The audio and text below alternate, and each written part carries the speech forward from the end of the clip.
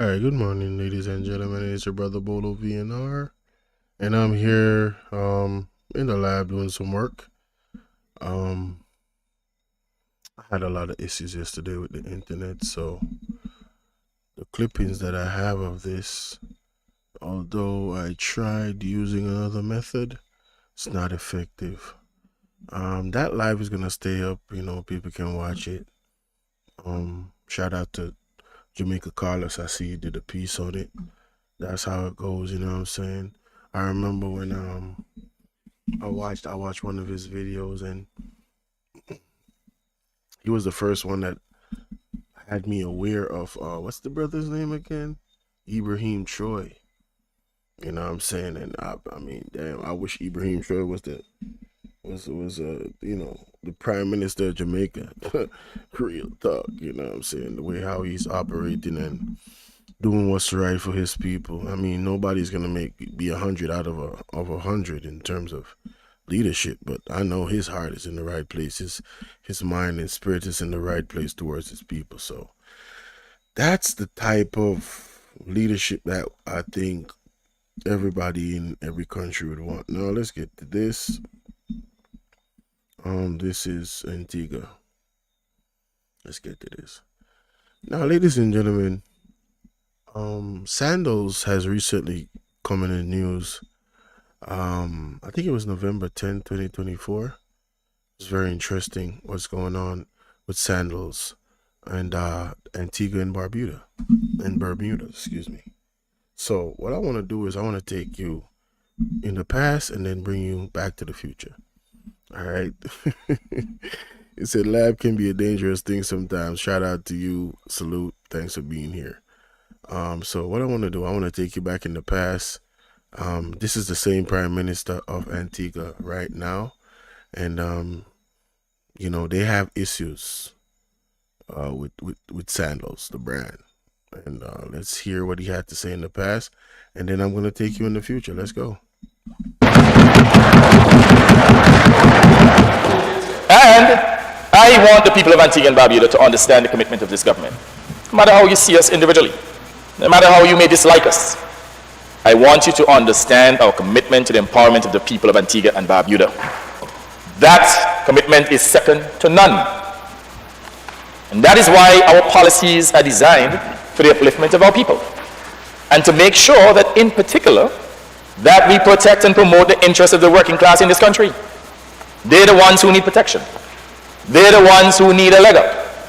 They're the ones who must enjoy good quality health care, good educational opportunities, good housing. And you'll see systematically that my government continues to invest in those sectors.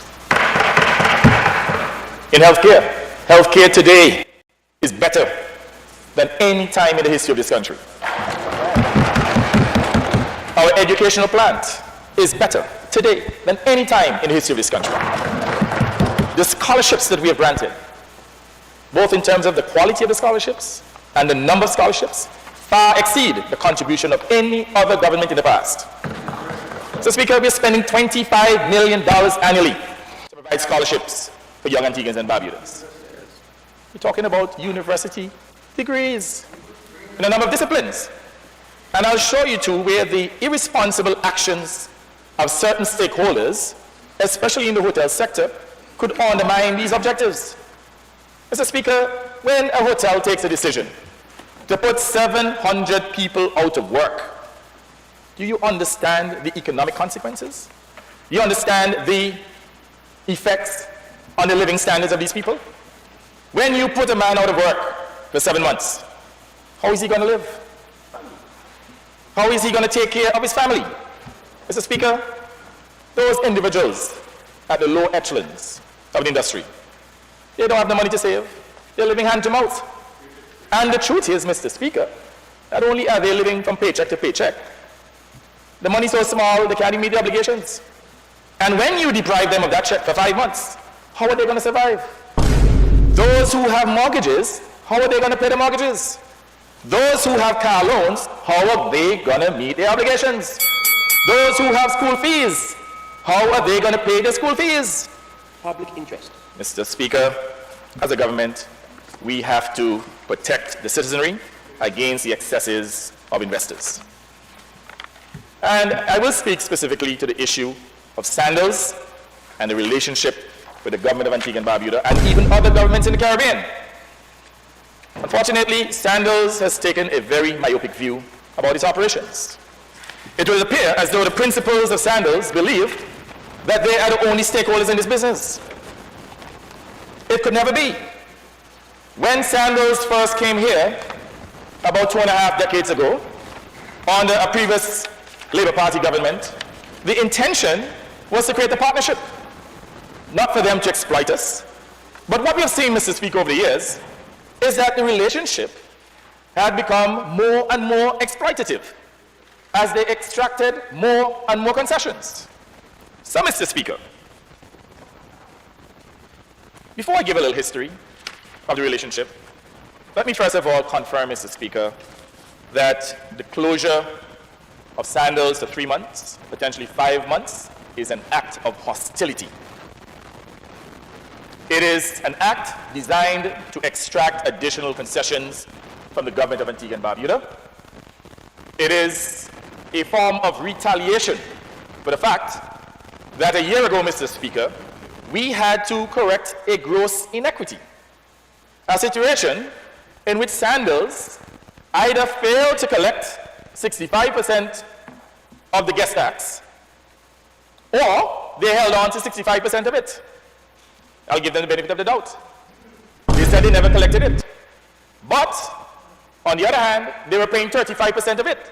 So the question is, Mr. Speaker, they had a legal obligation to collect the 12.5% ABST, which is paid by guests, by the tourists who come to this country, to collect it on behalf of the government and people of Antigua and Barbuda, and their argument was that they never collected it.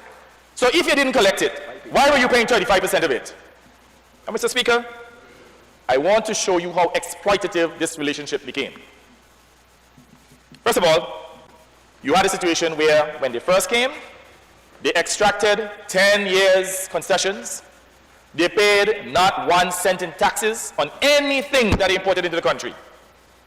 No building material, no capital equipment, no machinery, no furnishing, no fixtures, no appliances, nothing.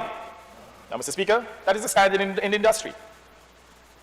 So we're not saying that that is something wrong, but I'm just showing you how generous previous governments and my government has been to Sandals. They still enjoy those concessions up to today. Those have not been revoked. Mr. Speaker, they also enjoy exemptions from withholding taxes, from corporation taxes, so that whatever they gross in the form of profits is net. Government gets nothing. And invariably, Mr. Speaker, those profits do not stay in this economy for further expansion of their business. Almost invariably, it is repatriated for expansion in other countries. And I'm not saying that we have not benefited from some level of expansion, but generally speaking, these profits are repatriated to support the expansion of Sandals in other countries. Mr. Speaker, what we found, the 10 years was not enough. They then demanded 15 years. They got it. 15 years tax-free, free of all withholding taxes, free of taxes on everything imported into the country, barring food and beverage. Well, they had food and beverage at 1.2, exactly, and I'm coming to that. So everything, Mr. Speaker, duty-free, tax-free. Then you had a situation in 2004. They demanded more taxes. They said 15 years was not enough. They said they wanted 25 years. And Mr. Speaker, they got it. Then in 2014, they came again and they said, you know what? There's 10 years that would have elapsed from our concessions. We want a renewal for another 25 years. And Mr. Speaker, they got it.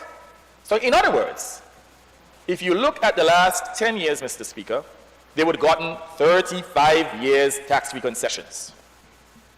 And Mr. Speaker, even though they have all these concessions, they continue to manipulate their accounts. So they have their parent company, Sandals International, a company that apparently does all of the bookings. So what they do, Mr. Speaker, is that they will cream off the top of all the bookings, $10, $20 million. And then they'll remit probably about $50 million for the 2 properties here. And they will report the $50 million as revenue, in which they will deduct the expenses and then would have an overall profit of maybe about $7–9 million. But you have to understand that the monies that are creamed off the top, that is going straight to profits. And I want to put them at notice that we reserve the right, I'm not saying we're going to do it, but we reserve the right to pursue Sandals International in court for manipulating the figures. This is Parliament. I'm speaking without fear or favor today.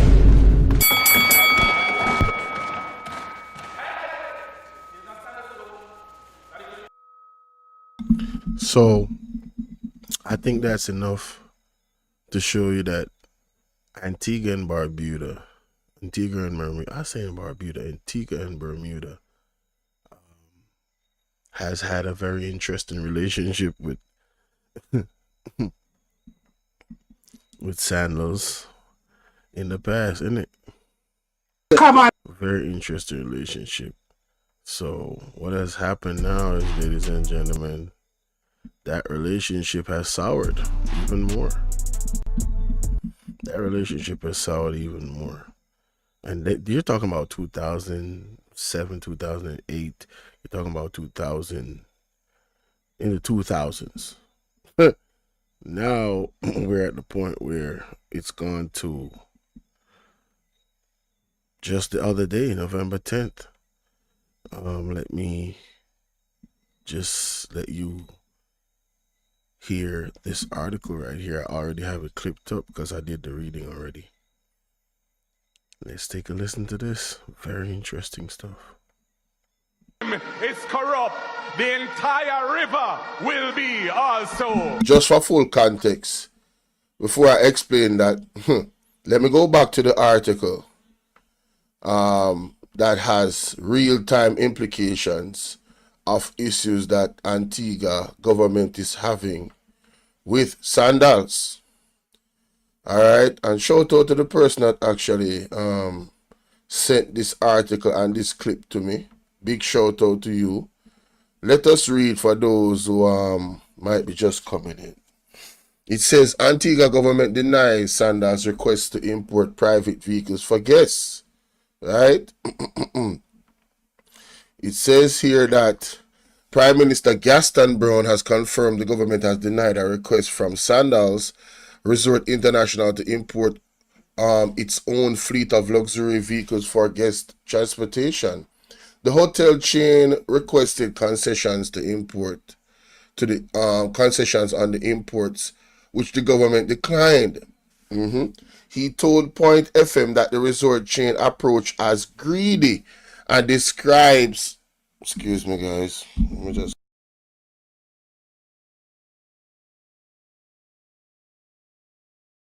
Describing the request as an attempt to monopolize profit within Antigua's tourism industry at the expenses of local businesses. They want everything, Brown said. What room is left for the taxi drivers now at the airports? So they want to benefit in everything. The Prime Minister explained that the government rejects Sandals' request to protect the livelihood of local taxi drivers who rely heavily on providing airport transfers to tourists. Right? Rightfully so. I agree with the Prime Minister. This request from Sandals Brown suggests forms part of a broader pattern of practices that prioritize corporate gain over local economic participation. He has previously accused the company of treating Antigua as a plantation with colonial practices, emphasizing that Antigua and Barbuda tourism economy must remain inclusive and beneficial to the wider community. The Prime Minister signaled that the government would not yield to Sandals' requests or allow practices that could threaten local businesses. Man, listen, I like this guy. I like this dude.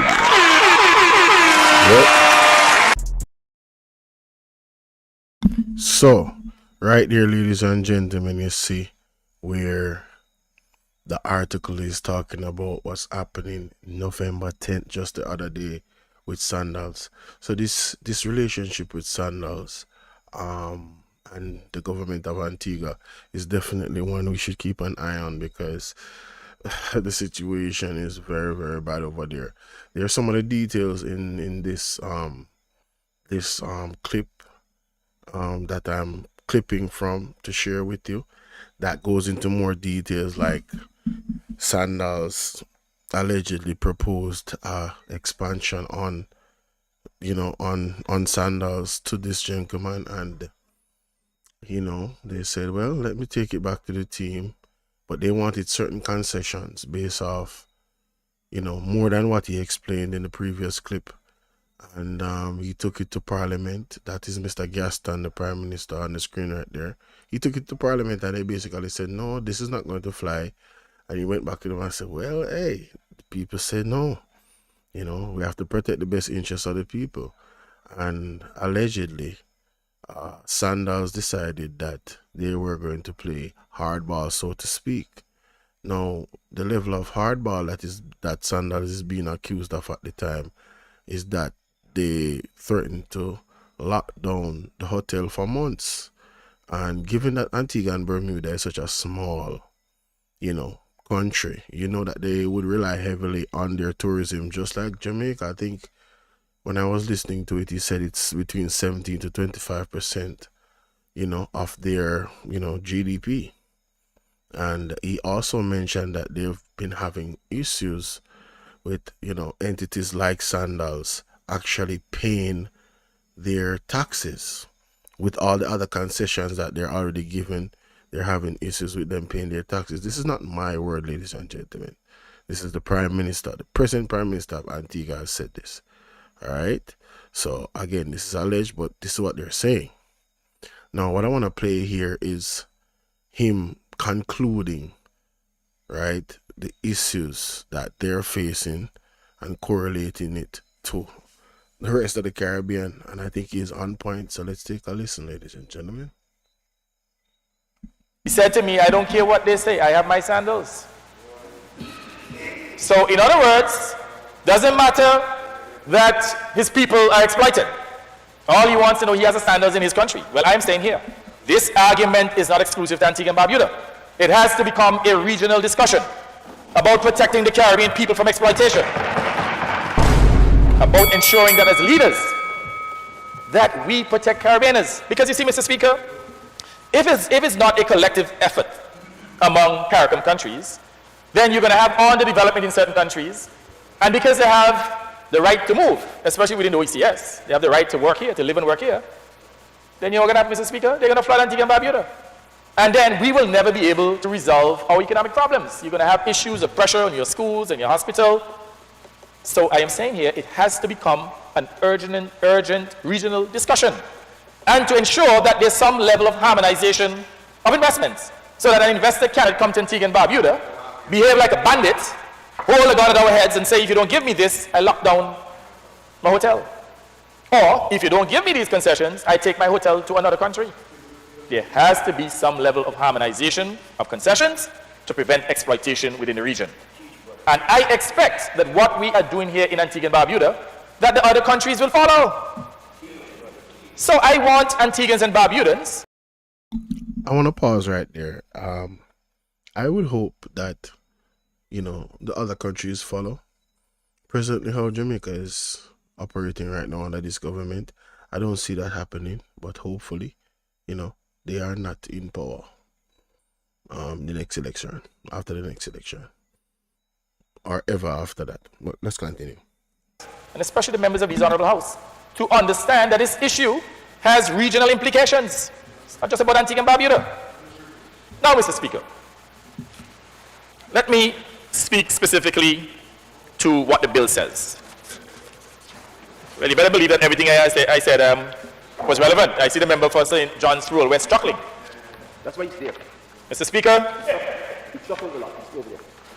the bill seeks to require a proprietor of a hotel with a 3% or more of the total room occupancy or stock in Antigua and Barbuda to give 60 days notice in writing to the government and such stakeholders as trade unions, hotel management and staff, if he intends to close down temporarily for 2 months or more in a year, or to suspend business activities for a period of 2 months or more for reasons other than development to expand the hotel, low occupancy, force majeure, which includes man-made disasters.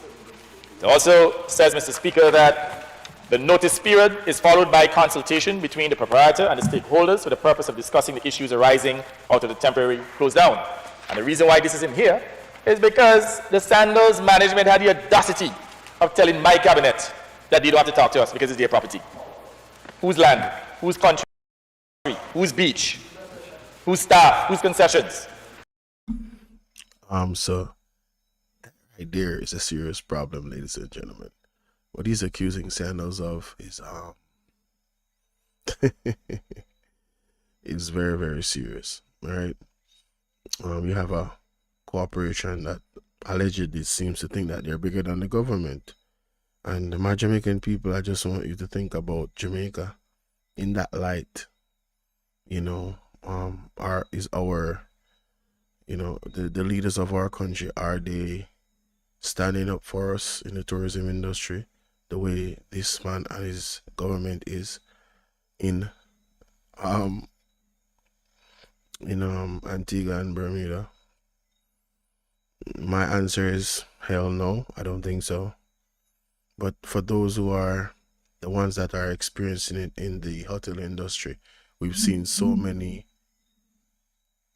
protests going on, and there's more coming. The people have spoken. You know, some of the things that this man highlighted in this clip, I did a 5-hour live. You guys can go and watch that for more details as to what he said. But I think I've shown you enough to show you that there is a pattern here in regards to Sandals and Antigua and Bermuda government. The relationship seems to be going downhill. There hasn't been, this was 2017, 2018. It's 2024 going to 2025. So I would love for you guys to tell me, what do you think about the situation? Is this a reflection, as he said, of what is going on in the entire Caribbean, where we have these corporations that own hotels, franchises, exploiting not only the people of the country, but also our resources? You understand? And what do you think about our government? Do you think they are championing and standing in front of the ones that want to do this? Or are they in bed with them, so to speak? You know, what is going on? I think the latter. I think they're in bed with them. But let me know what you guys think in the comment section, ladies and gentlemen. All right, like, share, and subscribe. All right, that's it. Hey, how you doing, Empress 13? I'm just here in the lab, you know, trying to clean up some stuff, pretty much, you know. Yes. Trying to clean up some stuff. Alright, I did that one already. Come on, shit. Come in where you're the wise man. I did that one already. Because I was going to post a video, but when I looked at it, I said, man, that is too much work to cut out the stuff, and then some of the audio wasn't good. So I said, you know what? I need to go over this, just this part alone. You get me? I said, yeah, I need to go over this part alone. The other thing that I want to go over is Mr. Shuttleworth's video. There's a part in it where he spoke about Dana White. Yeah, I definitely gotta check that out. You know what I'm saying? Definitely gotta check that out. But how y'all doing, man? How y'all doing? Y'all good? Hope everybody's alright. You feel me? And I hope everybody is locked in, you know, prayed up. Because yeah, I mean, we're at the cusp of a possible nuclear war. Very, very scary stuff. You know, definitely not nothing to play with. Hopefully, well, I'm not gonna say hopefully. I have a little bit more. I have a little bit more reassurance that things are gonna go the way it's supposed to, because God's people are extremely active. They're not. There's a good group of God's people that is definitely, they are working in the realm of the spirit, and they are not afraid at all. They're just not afraid. All right. Let me just set this real quick. So this is what Antigua and Sandals and Antigua and Bermuda. Antigua and is it Bermuda? Bermuda? Is it Bermuda? It's Bermuda, isn't it? Antigua and Bermuda. It is. I was saying the right thing, then I said the wrong thing. Boy, I'm telling you. We got stated average in the building. What up, broski? Man, I forgot you a late nighter like myself, man. I need to start going live late night. I'm up all night sometimes. And I'll be in the lab. I'm going to start going live and just whatever. Hey, road to 10K, man. Everybody hit the link and just sub up to the platform. Road to 10K. That's where we're at with it. Let me see if I find that part. And the online version is being made available earlier now, so we don't want it to, not to say it can become stale, if you understand, but we still want, while it's fresh still, we want to just touch on a few parts of the rain and the raindrops. And I'm looking, it's so gorgeous, the light. Say, it is important we recognize that because we are under God, those of us who are surrendered to the crucified and risen Lord and Savior Jesus Christ, Son of the living God, led by him, saved by him, led by him, sustained by him, we must only fear him, God in Christ, and fear him not in terms of being terrified, but having awe, reverential fear. And once we fear God reverentially, he, God in Christ, through his Holy Spirit, will give us the boldness, the courage to stand. Yeah, you're at work? And all right, bro. to execute Salute whatever the you. mandate is, to stand and to slay the Goliaths, to stand and destroy the bears and the lions, in whatever way he would lead us so to do. But we are always mindful that the weapons of our warfare are not carnal. So back to the whole situation. Remember now, the church, ecclesia, yes, it means called out, body.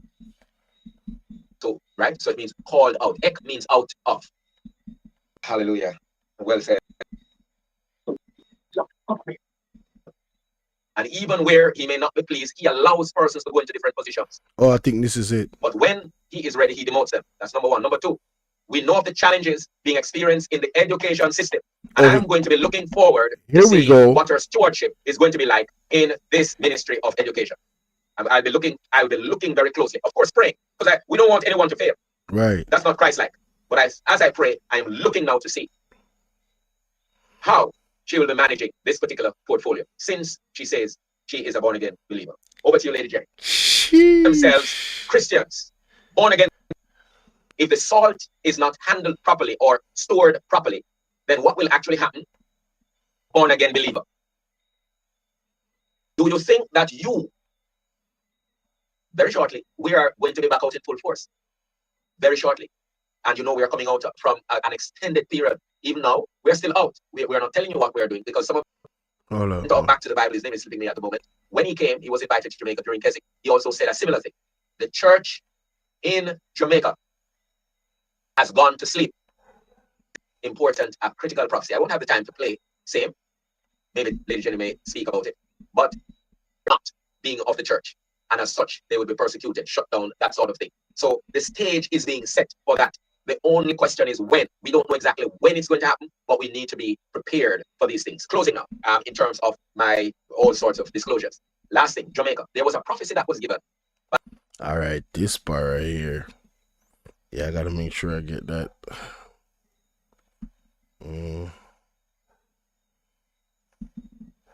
58. Right there. All right. So let me go back and start recording.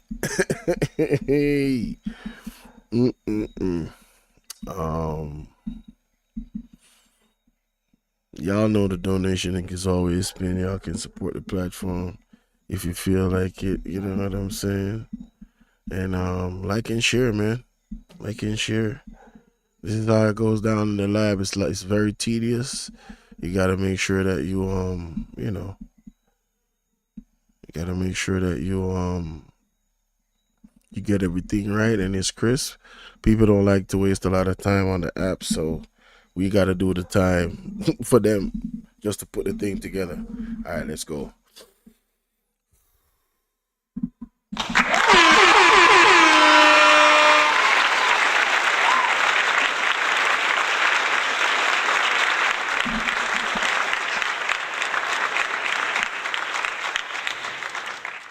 Good day, ladies and gentlemen. It's your brother Bolo, and we on the V&R 2.0 and V&R Clips channel, and we're here to highlight a segment of Apostle Jeffrey Shuttleworth's program that he spoke on November 18th, 2024. He did not call out this individual's name, but when he mentioned the Minister of Education, we know who he's talking about. So Mrs., I believe, Dr. Dana Morris-Dixon has been called to the carpet, but there were some things he said leading up to that gives it full context. So I'll be playing from the point where I think it's necessary up to the point where he mentioned her and what he expected of her based off something that she pretty much said out her own mouth, which was that she's a born-again Christian. So let's get to the clip, ladies and gentlemen. Let's get to the clip. They would be persecuted, shut down, that sort of thing. So the stage is being set for that. The only question is when. We don't know exactly when it's going to happen, but we need to be prepared for these things. Closing now, in terms of my all sorts of disclosures. Last thing, Jamaica. There was a prophecy that was given by a young man, not say young, but not an old man, but maybe middle age. Not sure what his age is. Lady Jenny would know the person, and it is being circulated. He had come with a team. We interviewed Pastor Joel and his wife last week. He got a very important, critical prophecy. I won't have the time to play. Same. Maybe Lady Jenny may speak about it. But there is a major, major concern. And this concern we have been talking about on this platform for quite some time, to the chagrin of many. Many religious leaders have sort of become very upset with us, but we have to say it like it is. Well, this man, who is a Jamaican, living abroad, came with a team, and they saw the very same thing, just like Dr. What's his name? The presenter of Back to the Bible, his name is slipping me at the moment. When he came, he was invited to Jamaica during Keswick. He also said a similar thing. The church in Jamaica has gone to sleep. I'm going to say it one more time. The church in Jamaica has gone to sleep. They have gone to sleep. They are only satisfied with remaining in the four walls. They don't want to go out in the streets to evangelize. They don't want to go in the streets to minister to the poor, the fatherless, and the widow. Everybody wants to stay inside the building. We are not seeing the people on the streets witnessing and evangelizing as it used to be in the past. People are otherwise minded. The Lord is grieved. He is angry at the church because the church has dropped the ball. And that prophecy, and we're thanking God that He would send people from abroad to come also and to echo what people like us have been saying day in, day out, sounding like a scratched CD. The churches across Jamaica have become lazy. Lazy. Very shortly, we are going to be back out in full force. Very shortly. And you know, we are coming out from an extended period. Even now, we're still out. We're not telling you what we're doing because some of the assignments are very sensitive, but we're still out. But I mean, like boots on the ground, special assignment, that sort of thing. I'm talking about those things. But it doesn't mean we're still out there. Right now, we're engaged in a critical assignment in one of the major mountains and pillars in Jamaica, which shall be nameless. So we haven't been saying anything, but we are involved there in those spaces. But God is expecting His church to be salt and light, to stay among the four walls as a born-again believer and not go out into the streets. Is tantamount to having salt in a bag, a sachet, locked up in the cupboard. What good is salt locked up? The Bible talks about it. Read Matthew 5. The Bible talks about it. What good is salt if you just have it locked up? What good is light if you have it under a bushel or shut off? I said I'm going to stop, but allow me. At the PAJ service yesterday, the new Minister of Education and Information made an interesting disclosure. And it is tied to what I'm about to say now. And many of us were shocked to discover that she says she's a born-again believer. I'm going to say that. Listen, I'm not saying she's not. I'm just going to be asking questions of her now. And I hope she has friends, if she is not listening, and they can tell her what I'm saying now. So she testified of being brought up in the church, benefiting from the church, and that she's a born-again believer.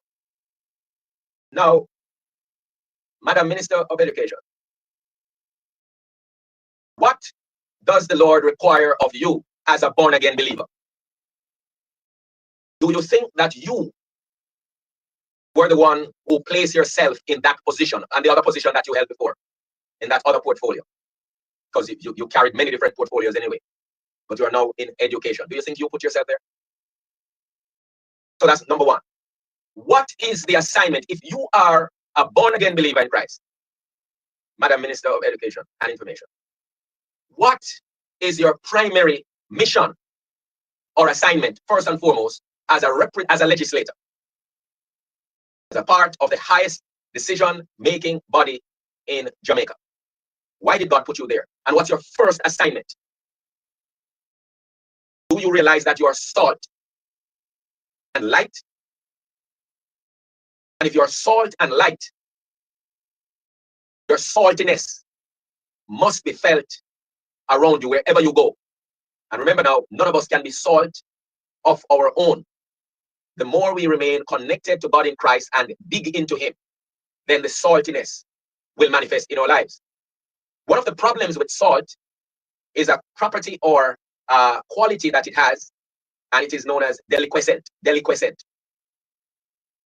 And depending on the environment that the salt is in, especially where there is much moisture in the air, if the salt is not handled properly or stored properly, then what will actually happen in its deliquescence is that it will absorb the moisture and other stimuli from the environment, and then it will reduce the efficacy of the salt. In other words, the salt will lose its saltiness. That's exactly what Jesus was talking about. Salt losing its saltiness. How? Because it is deliquescent. And that is tantamount to any of us being in an environment, and instead of us influencing the environment for good, the environment influences us. Instead of our transforming by the power of God through His Holy Spirit, the environment transforms us, changes us. And so with that glowing testimony that she gave at that service, my question is, have you been deliquescent? Because if in fact you are a woman of God, and I'm not saying you're not, this is just for your reflection, certainly a number of things that are happening in the administration that you represent should be challenged.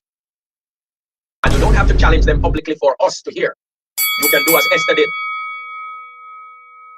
Yes, you can do as Esther did. You can do as Daniel did.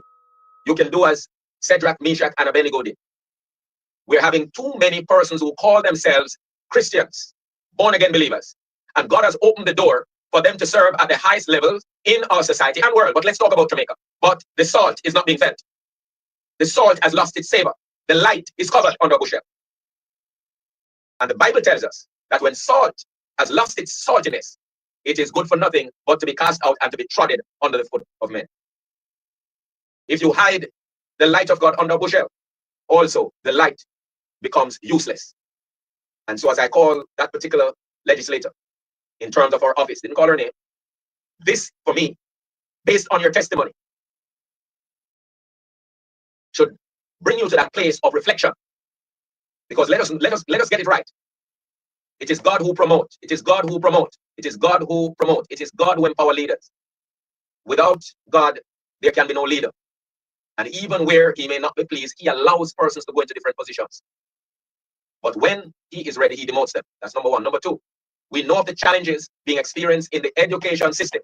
And I'm going to be looking forward to see what our stewardship is going to be like in this ministry of education. I'll be looking very closely. Of course, praying, because we don't want anyone to fail. That's not Christ-like.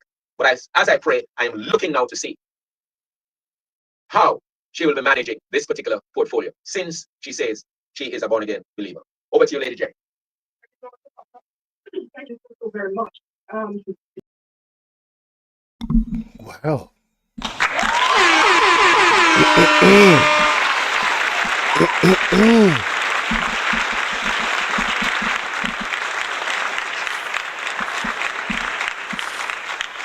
Well, listen, he did not mix his words, ladies and gentlemen. I really want to know what y'all think. Is the apostle out of line? Tell me what you think. But let's go back to this, ladies and gentlemen. Still think that's too late to get a flat belly? Let's go back to this when she just learned about her appointment. Hear what she got to say. Very dear to my heart because I know the power of education. A bit surprised, but of course when you come into this world, you serve based on where the Prime Minister wants you to be. And I came in and when you come into the world of politics, you serve as the Prime Minister wants you to be.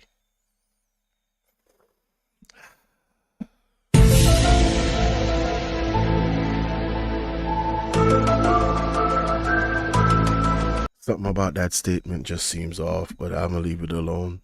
And I decided to leave my normal life and come into this world because I truly believed in the vision of our Prime Minister. And I am willing to do whatever is necessary to assist him in reaching the goals that I know all Jamaicans want us to achieve. You're willing to do whatever is necessary to assist him to achieve the goals that he wants to achieve. And so this is a new one. It's surprising. You're willing to do... Hey, let me play that back. Wait a minute. And I am willing to do whatever is necessary to assist him in... Whatever is necessary? Man, you need to clean that up, ma'am. You said you're a born-again Christian. Whatever is necessary for him? In reaching the goals that I know all Jamaicans want us to achieve. Right. And so this is a new one. It's a surprising one, but it is one that I know is very important. And it's one that is actually very dear to my heart because I know the power of education. And for everybody who has done well in Jamaica, education has played a very important part in that. And so the goal really is to move that forward. And I was on the Education Commission that did the Patterson report. I chaired 2 of the committees. So I know it deeply and I know the issues. And I do know that we have some of the best teachers in the entire world. I know we have professionals. You know you got the best teachers in the entire world, but your government didn't want to pay them. I'm sorry, I'm going off track. I'm sorry. The Ministry of Education that are working to make things happen, but there are a lot of issues. There are a lot of issues there, and so it's not going to be an easy portfolio, but it is an important one, and I will do as best as I can with God's help in contributing to its development. With God's help. With God's help. Wait a minute. Do as best as I can with God's help. Well, I guess that's confirmation, but I mean, do you know that the government signed the Samoa Agreement? Do you know what the Samoa Agreement entails? How are you a Christian and you support that? I'm just asking. The vision for Jamaica? The vision for Jamaica? The NIDS. Let's talk about the NIDS. You're a born-again Christian, and let's talk about the reform of the Constitution. You a born-again Christian for real? Man, shout out to Apostle. Shout out to the Apostle. Yo, y'all let me know what y'all think. Do you think she's a born-again Christian? And she could be. But then you gotta ask yourself the question, why is she supporting this political party in a lot of the things that they're trying to achieve, which clearly goes against a lot of God's principles? So who do you serve?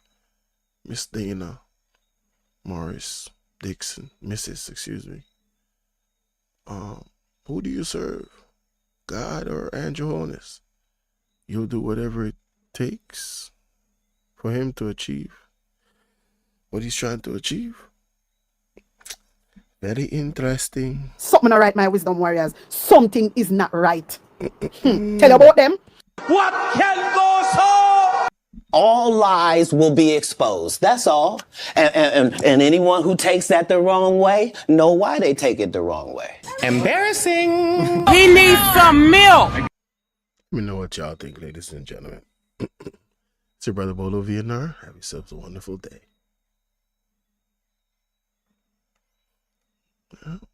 Yep.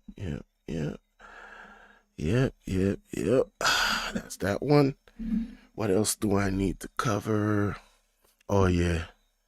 Let's go to Talking My TV. Oh man, he drop a bombshell. Broski dropped a bombshell, man. Damn, Broski. Yo, that was crazy. So, all right. So, I was upset about the internet going down, right? Last 48 hours, it's well documented. I said what I said. And I genuinely, in my heart of hearts, was like, yo, this is a cyber attack, right? But after listening to Talking My TV's live stream, I ain't gonna cap. It seems as if it was something different. I ain't gonna cap to you. I am not gonna cap to you. Y'all know I'm not gonna do that. I'm gonna tell you the truth. As hard as it might be, I'm gonna tell you the truth. Always gonna tell you the truth. The issues arising out of the temporary closure. No, let me fix these before I move forward because I need to have them on mute. And the hotel. I need to have these on mute so when I start OBS, they don't go off and, you know what I'm saying, have all this noise in the background. Yeah, I gotta remember. Oh, that one is on mute. Wonderful. That one is on mute. Let me see this one. This one is also on mute. Wonderful. Which one over here is not on mute? This one? Oh no, this one's on mute too. So I guess I got them all. All right, I got them all. This one is on mute. Okay, wonderful. All right. Let me see this one. All right, I can use this one. Some of them I like to keep the sources there because I know I'm going to use them another day. You know what I'm saying? Yeah, I like to keep them there. All right, let's get it. I don't sign it. Lightning and thunder for your Bruce Golding never sign it. Siaga never. Concretize in the minds of Defense Council, then well, just like you. That the government is ready to take the step. Talking won't deter me from talk. Use. I'm gonna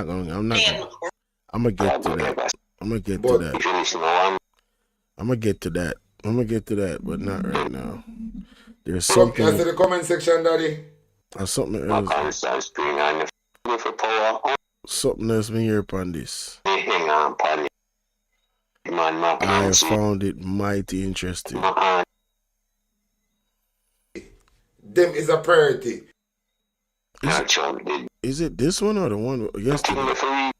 I say, I'm gonna find it though. Juliet Owl. I'm gonna find it. Individuals to contribute. Yo, this thumbnail that he got up is wild, bro. Oh my god, you gotta chill. Them.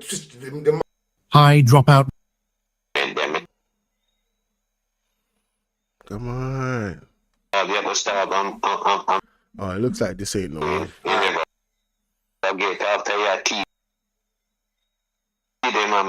This is not the one. This from in a. Oh yeah, this is the Mr. one. Boris Pistorius. Yeah, this is the one. If Andrew Holness and the JLP. This is the one. I believe this is the one. 0. It did come up, I believe, around here. Somewhere around here. I want to hear this, sir. Hear this, sir. See if I this. Big up to all of my brothers and sisters in the diaspora. No, that's not and big up. Yes, these. So It's like, I'm not. What the fuck is in the ocean? Here we go. Do you know? Here we go. I knew I would have found it. Here we go. So that's how I go on. But I want to share something with you. Right here, sir. Right here, sir. Yes. I'm not even going to play it. I'm playing on normal speed. Normal speed. Yeah, I want this to I want this one to be heard clearly. Let me put up an overlay real quick. Let me find one. Damn. I need to make some standard overlays. That's what I need to do. Lord have mercy. Lord have mercy. I need some standard overlays, y'all. Telling you, work is never done. Organizing is never done. Ever. I mean, ever.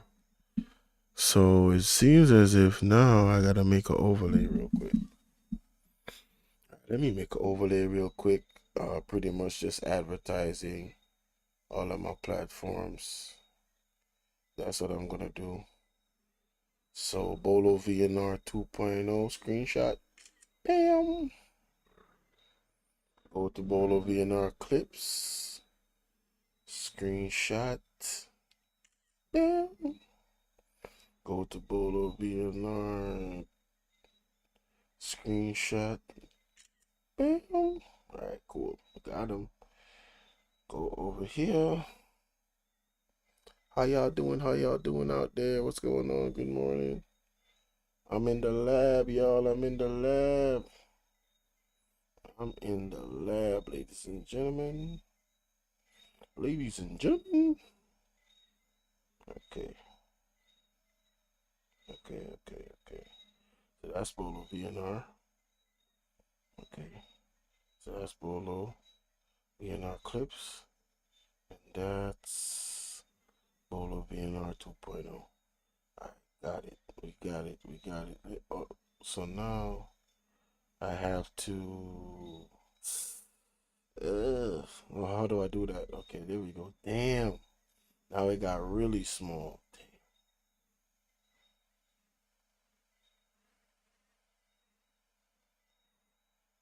Still works. Okay. I just, you know what I'm saying? Yeah, it works. Whoa, hold up. Alright. I just want to make sure that they can see. They can actually see, I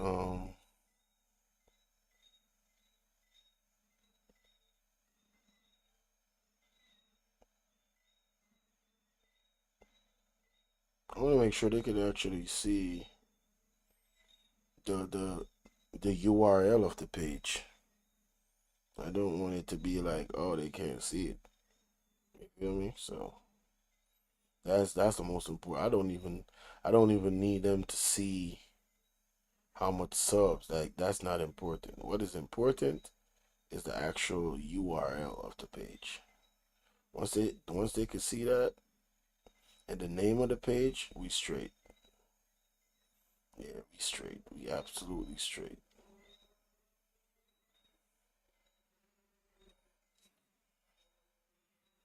So what? Okay, let me see now. How this work? Okay, all right. That's not bad. That's not bad. That's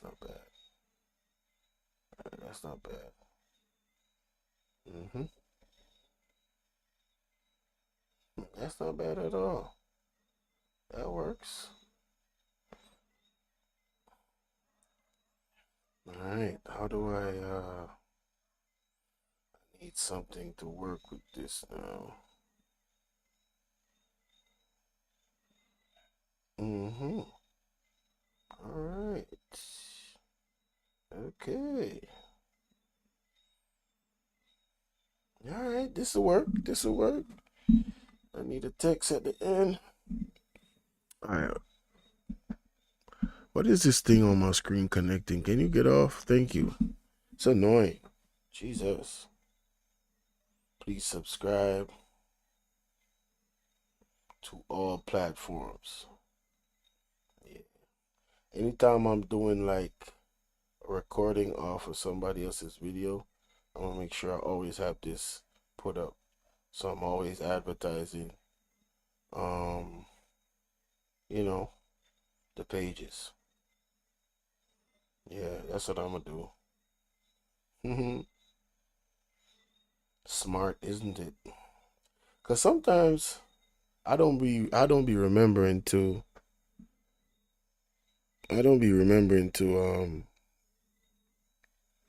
to talk about my other pages.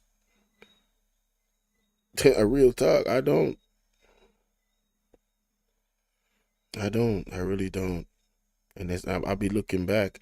You know how I realize I'm not doing it. Every time I listen to Hot Off the Press, she's such a professional, and you know what I'm saying, in her thing. She always talks about the other platforms. She always encourages people to go sub up and join the WhatsApp group. I'm not doing that enough. I'm not. And I'm like, damn. When I hear her do it all the time, I'm like, yo, I'll be remembering shit. But I just did a live stream and I didn't do that. Yo, I'm like, yo, dude, you gotta do better, bro. I be talking to myself like, man, you got to do better, fam. That ain't it.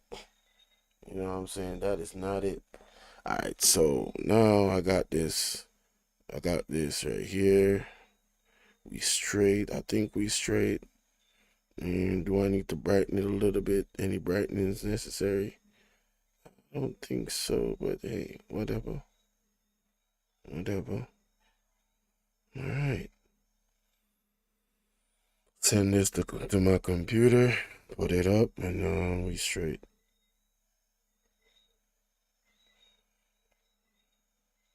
Shout out to WhatsApp. What would we do without it?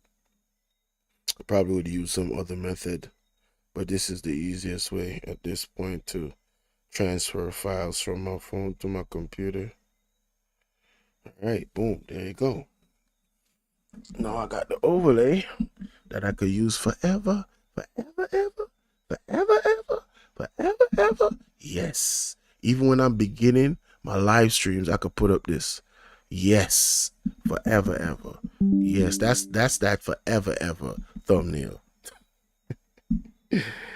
Woo! That's forever, ever this right here. I'm going to put that as overlay 1. I'm going to always have this right here. Yes, Lord. Hallelujah. Hallelujah.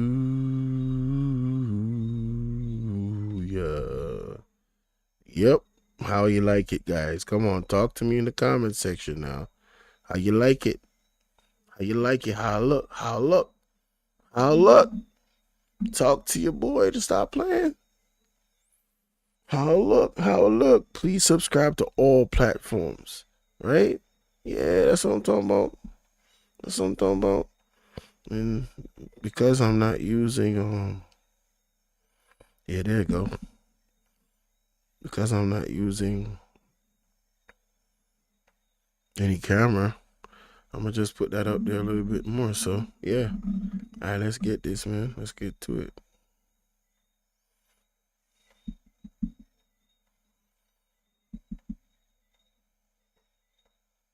All right. Booyah. All right, so ladies and gentlemen, it's been well documented that I have been having internet issues, not just me, computer issues as well. I heard about Andre. I heard about Jamaica Hot Topic. I'm gonna tell you right now, I couldn't even use my phone in some instances to go live. The internet was so bad. Came across this clip on Talking My TV, and I said, whoa, this is interesting. So what I'm going to do, I'm going to play the clip, and then we're going to get back to it, and I'm going to share some things that I've come across that I did not necessarily share on this platform in regards to what the young lady is saying in the clip. Remember to like, share, and subscribe. All right, if you're not already, and hit the notification bell and click all so you can get all notifications when we go live. And as you see on the screen, you can subscribe to all of my platforms. Also, if you want to join the WhatsApp group, hey, all the links is in all of my channels, the WhatsApp link, everything. Let's get it. Let's check this out. That's how I go on. But I want to share something with you. Remember that telling about the internet lockdown, the crash? Listen to this. Not even 24 hours after they announced there might be underwater alien bases, two of the largest internet cables that run on the bottom of the ocean floor were fucking cut. Oh yeah, two internet cables. Not one, but two of the world's largest internet cables that run underground to connect Europe to Finland were fucking severed, and they're saying it was sabotage. What a coinky dink that this happens right after they come forward and tell us about these alleged underwater alien bases. Like, I'm not...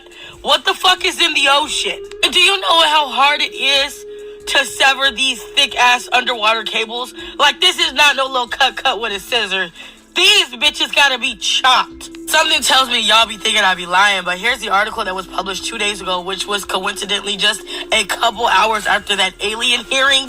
Yeah, two undersea internet cables connecting Finland and Sweden to Europe have been cut, and EU leaders are suspecting sabotage. Succotash. This gets weirder because these two sea cables were cut within 24 hours of one another. Meaning one was cut and then the next day the next one was cut. They're saying yes, accidental damage happens, but for them to be cut, it's a rare event. It just doesn't happen. So the near simultaneous disruption of the cables around 65 miles apart is a sign of sabotage. That comes from the German Defense Minister Boris Pistorius. They are saying nobody believes that the cables were accidentally severed. Y'all could cut that shit out. But they don't know how. They don't know who. What the fuck is going on? And who the fuck is down there? And do y'all have internet in Finland and Sweden and Europe? I don't know. Just don't cut these ones to America, bitch, because I can't survive without TikTok, ho. Stay away from those. And to the aliens, can y'all fix that? I mean, can y'all? So, my...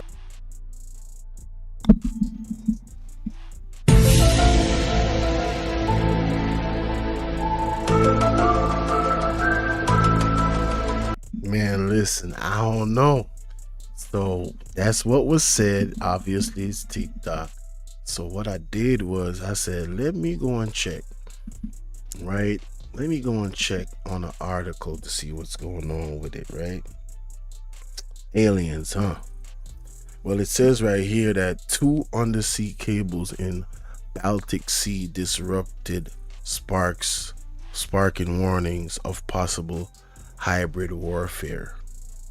Hybrid warfare? Hybrid? What do you mean by hybrid? Yo, that's crazy. So, two undersea, see right here it says, this was 2 days ago, y'all, and my issue was 48 hours ago. So, hey, two undersea internet cables in Baltic Sea have been suddenly disrupted, according to local telecommunication companies, amid fresh warning of possible Russian interference with global undersea infrastructure. A communication cable between Lithuania and Sweden, that's what she just said, was cut on Sunday morning around 10 a.m. local time. Spokesperson from telecommunications company Telia Lithuania confirmed to CNN. The company monitoring the system could tell there was cut due to the traffic disruption, and that the cause of the likely physical damage of the cable itself. Telia Lithuania spokesperson Audrius whatever that name is, I'm sorry, I can't pronounce that, told CNN, we can confirm that the internet traffic disruption was not caused by equipment failure, but a physical damage to the fiber optic cable. Another cable linking Finland and Germany was also disrupted, according to Cinia, the state-controlled Finnish company that runs the link.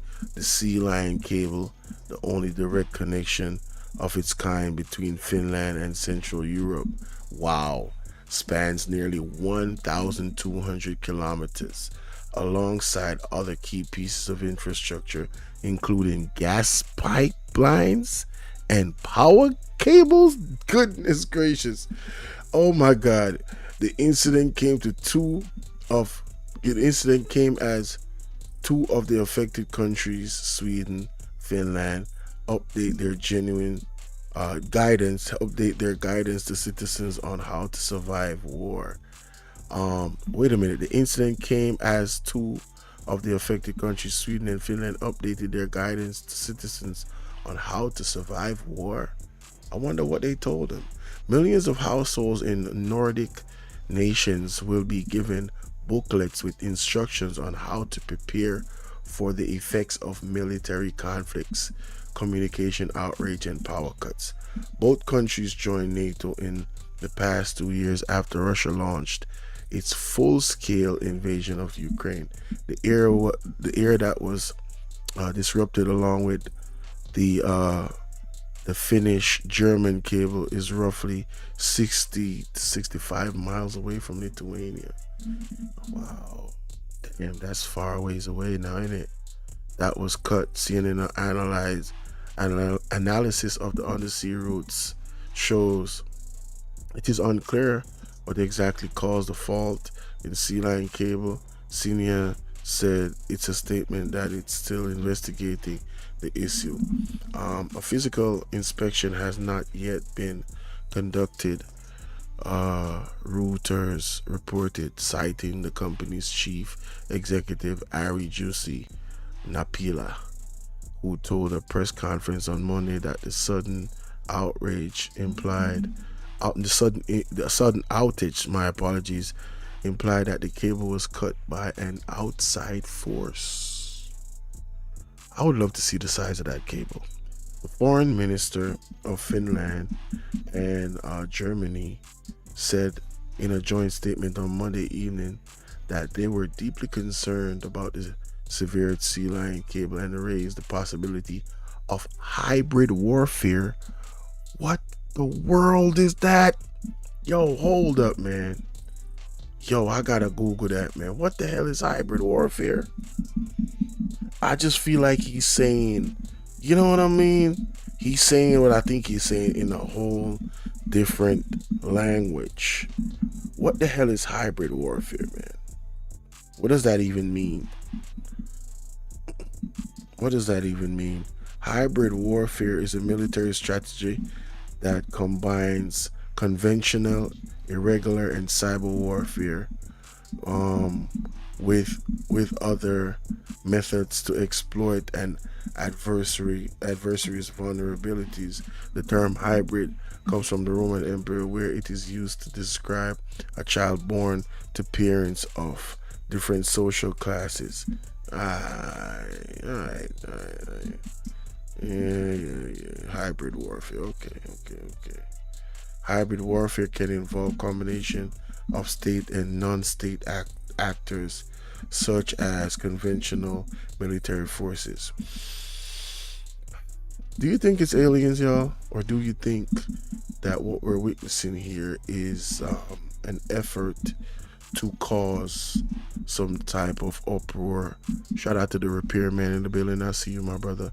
Do you think that this is an effort to cause some type of uproar to start World War III? Or do you think that there's aliens for real and the aliens cut it like the lady said? I don't know. All I'm saying is, when my internet went down and my computer was going crazy, and I'm like, yo, this must be a cyber attack or something. Now, I'm gonna tell you, up until this day, the live stream that I was supposed to do, I still can't do it. I deleted it. The name of the live stream, I deleted it, because every time I go on OBS and try to start that live stream, the same thing comes up. But guess what? I'm live right now, aren't I? On a whole different live stream. So maybe it was the internet. Maybe two things can be true at the same time. Maybe it was the internet, and maybe I also got cyber attacked. I don't know. Tell me what y'all think in the comment section on that one, man. The world is crazy right now. There's so much going on. Lord have mercy. Wow. So much going on in the world, ladies and gentlemen. Jesus. All right, so that's that. I'm going on to the next one now that I gotta do. Andre Stevenson program. There's a clip on there that I got to extract. Oh, here it is. Let me see where he put it up the first time. The timestamp. Oh, I think this is it. Let me play it from this end. This is much better. I like this picture that he got up of the lady. I like this picture right here. Okay, go back. Let's see. Yeah, man. 1 hour and 48 seconds. 48 minutes, 56 seconds. All right, cool. Shout out to the 8 people watching, man. Y'all the real MVPs, man. Out here rocking with me in this boring type of vibe right now. It's not even exciting. Well, this is exclusive, so y'all definitely VIPs, because you chose to be here. You chose to be here, so y'all definitely VIPs in my book. The fact that you know what I'm saying, you chilling and chose to be here. What?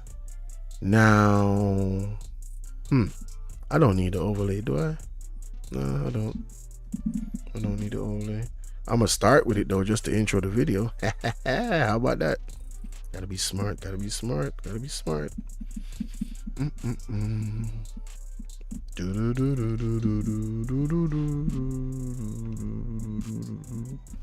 Oh, shout out to the 9 in the building. We got one more person that popped up. Okay, ladies and gentlemen, how y'all doing? It's your brother Bolo V&R, and we got the 3 platforms, ladies and gentlemen. Bolo V&R, Bolo V&R 2.0, Bolo V&R clips. I highly recommend that you subscribe to all 3 platforms. All right. Now, remember to like and share this video wherever you watch it, and on either platform or all of them. Shout out to Andre Stevenson from the Partner Jar TV platform on YouTube. There's a clip that he has that I want to play and give my 2 cents on, right? Miss Rosalie Hamilton. I'm going to call this one Misplaced Loyalty, because listening to the clip, of her telling her story and having her grievances within the Jamaica Labour Party and the direction that she thinks the party is going, and who she reveres in the party as a leader, as an example. Yeah, she's a loyal lady, but I think it's misplaced loyalty, and I have some questions and some suggestions and some arguments to what she's saying. So, without any further ado, let's get to the clip. Remember to like, share, and subscribe. It's your brother Bolo V&R. We out here. Let's get it. Tape with Rosie. Play the tape with Rosie, Jamaica. That's at the inter. TC, I observed everybody in this party, and one thing I can tell you, I am a keen observer. You see, when me talk is when I choose to talk. I like to observe. It's 3 years ago I stood up at Pembroke School and said to the people, to the party, you're not going in the wrong direction. Going in the wrong direction doesn't mean in government. I said the party. Meaning the MPs have no respect for the people that elect them. And they becomes God unto themselves. And them deal with people anyhow, and them feel like, and listen, it don't matter who the person is. When you're in a party, it don't matter what status you have. You are a party member, and you are supposed to be treated like everybody else. The leader of the party, the chairman, the deputy chairman, the general secretary, those are leadership of the party. And not even them any respect is shown to. And I talked to them and I told them that, listen, this thing not right. And say what anybody want to say.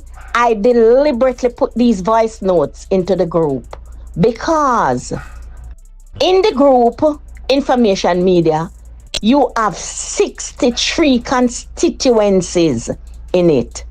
And these are voices from all over Jamaica. That means if Era Council 1 didn't have a problem by itself, it's all persons from Era Council would have voice. These are voices from every constituency. From St. Thomas, from Clarendon, from Manchester, from Westmoreland, from St. Elizabeth, all voices in the group. It cannot be accident. Something is literally wrong in the party. And that is what the attention needed. At this time, where an election is around the corner, and all we can be doing is running around begging the workers. The workers, them upset. And I put some voice notes in the group with a discussion in there yesterday because I just happened to come home last night and going through the group and see them. And I start put them in the group. Where the chairman for Era Council 1, Winston Ennis, have to be telling the people them in the group, so regardless of what, you know, have to vote JLP, because PNP can't do no better. I have no problem. Personally, me, Rosie, have no problem with the party or the government. I have problems with individuals who enter the Jamaica Labour Party and feel that them can get up and talk to people anyhow and do anything, and you as a little councillor girl, you must accept what they say and do. I refuse to accept and do what people want me to accept. And nobody carry me in a Labour Party. My father grew me up in a Labour Party. And I can tell anybody, I will leave Labour Party when I want to leave it. Nobody can make me leave Labour Party. So them can go out there and them can spread all kind of rumor them want, because me hear every rumor where them a spread. Me no like the leader, me no this, me no that, me hear everything. Me not come out there come tell nobody say me love the leader for them for satisfy. Nobody can tell me nothing about Andrew Holness. Me fight for him. Miss Andrew Holness gain my respect and loyalty from Mr. Siaga. And me never tell Andrew when me Mr. Siaga. And me never tell Andrew when me I go out a street go fight for him. Him only hear when me fight. Him never pay me for fight for him, cause me a loyalist to my party and what me believe in. Me could have take money in the leadership race. I was offered the money and I don't take it, and good money for give them half of the delegate in a Central Kingston. When Chin did a support the other side, I'm a war with Chin for Andrew get them.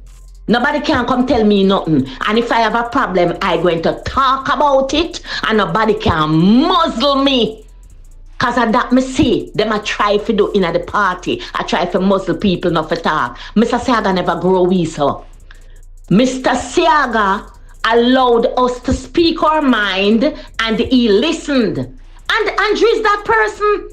You can tell the Prime Minister Andrew Holness anything that you think, and he might not do what you say, but he will listen. But you have some people around Andrew who claim say them loyal, where I go on like say, them can talk up and them can do. Me well want them take me on. Me a talk for them take me on and them not take me on. Them a grumble. And a grumble, no for grumble. No for come out and talk.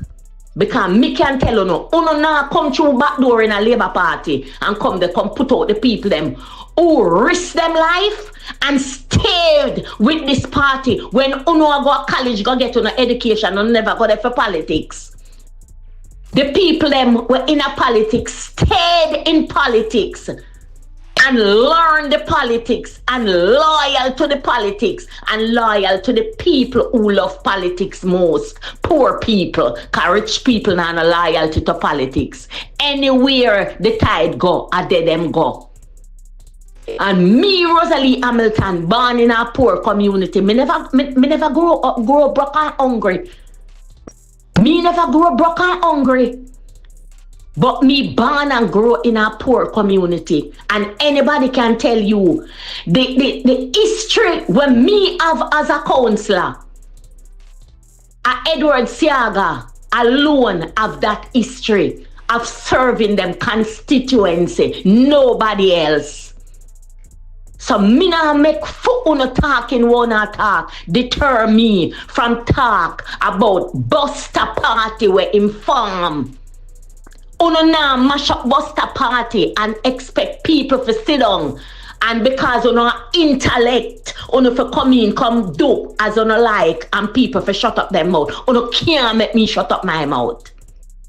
And TC, the truth is the party is gone.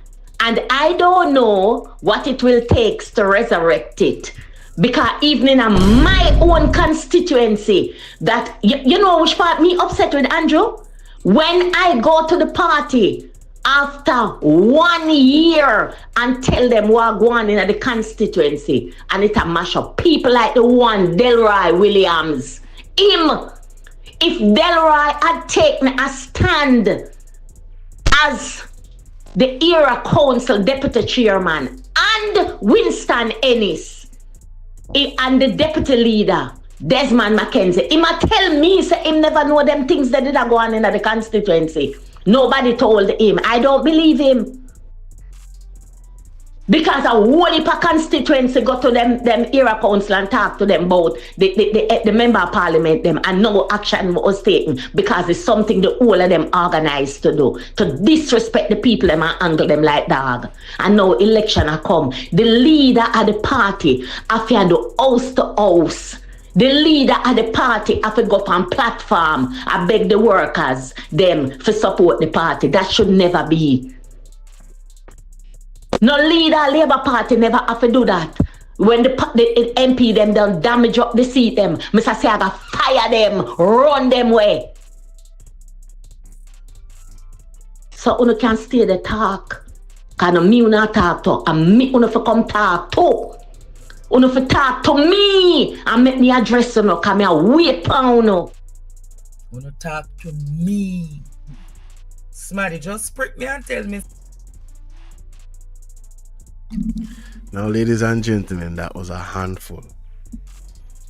Now, a couple of things. I want you guys to pay attention to what you're looking at on the screen. That is our Prime Minister at a very young age, I think of 17. Alias Snoopy.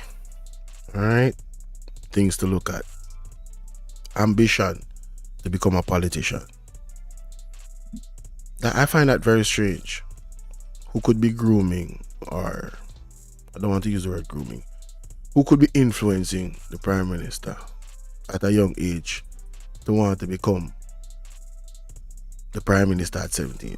His ambition is to become a politician at 17. But what is most deeply interesting, ladies and gentlemen, is his destiny that he wrote at 17 to be, and this is not funny, but I find it sadly hilarious that he wrote this about himself at that age. To be assassinated by one of his many enemies. Listen, two things I want to mention here. This is one of them. Pastor Peter Chambers had mentioned that Andrew One's kingdom is falling down. All the internal issues that we're seeing happening within the party was going to happen. This is just another prophecy fulfilled. Now, the reason why I'm putting this up is I think that based off Andrew One's own words and prophecy, I don't want anything to happen to Andrew Ones. I want Andrew Ones to live long as God wants him to live. You understand what I'm saying? Natural causes. I don't wish death on anybody, so let me make that very clear.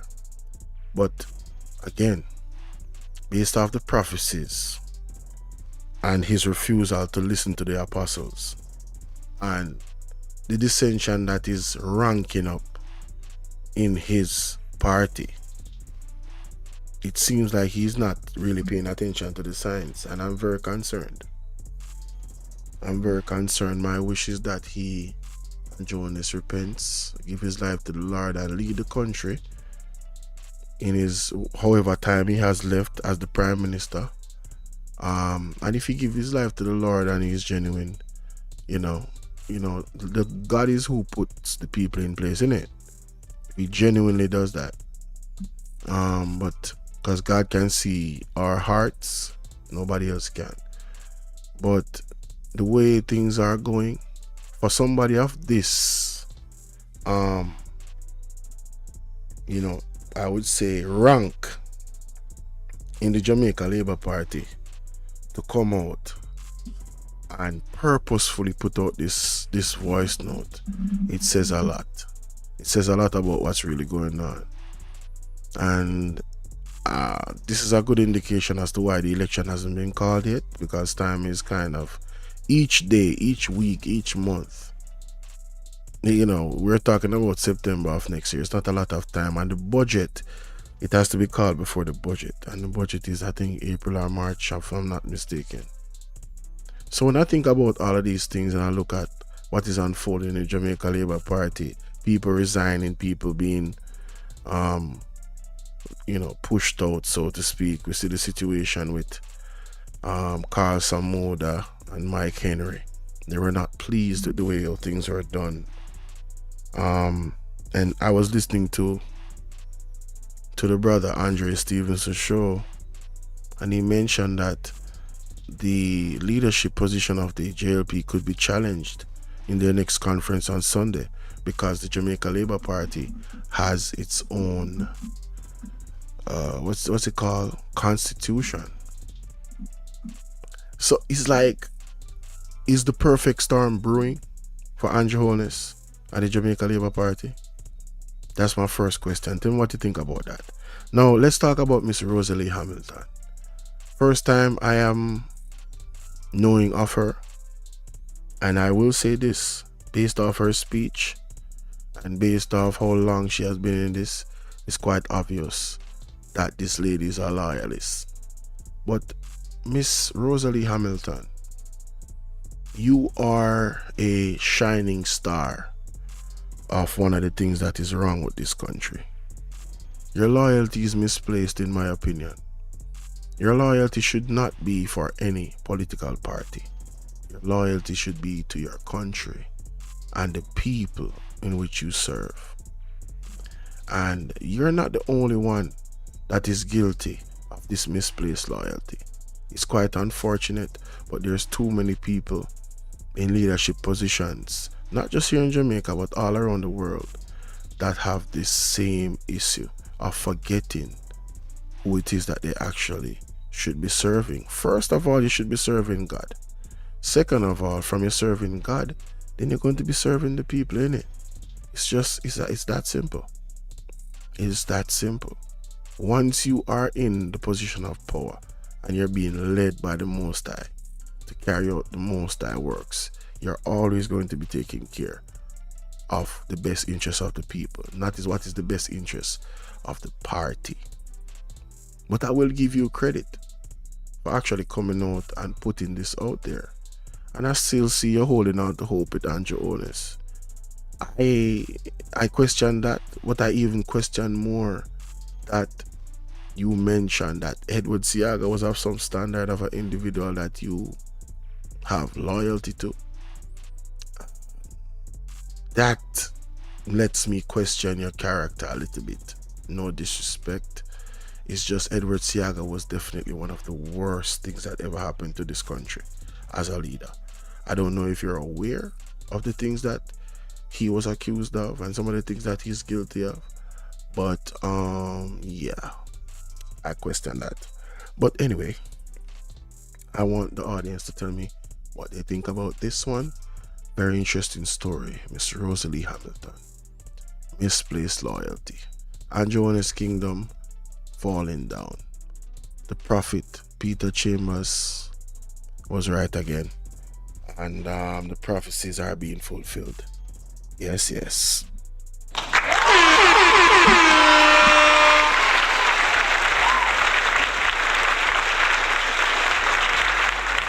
Right. That's the next story that we have on the agenda. Did anything else come up in this live stream that I should be covering? No, I don't think so. Oh yes. Oh yes. Oh yes. Oh yes. Oh yes. Oh yes. Oh yes. Oh yes. Oh yes. Oh yes. Oh yes. Yes. Yes. Yes. Yes. Yes. Yes. Definitely.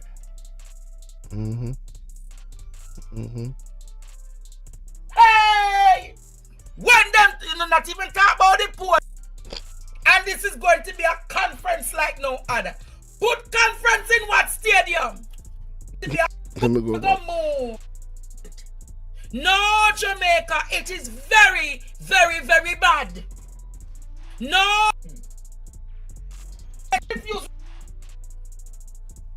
Did Cliff Hughes come back to you and yeah, I'm not worried about that. back?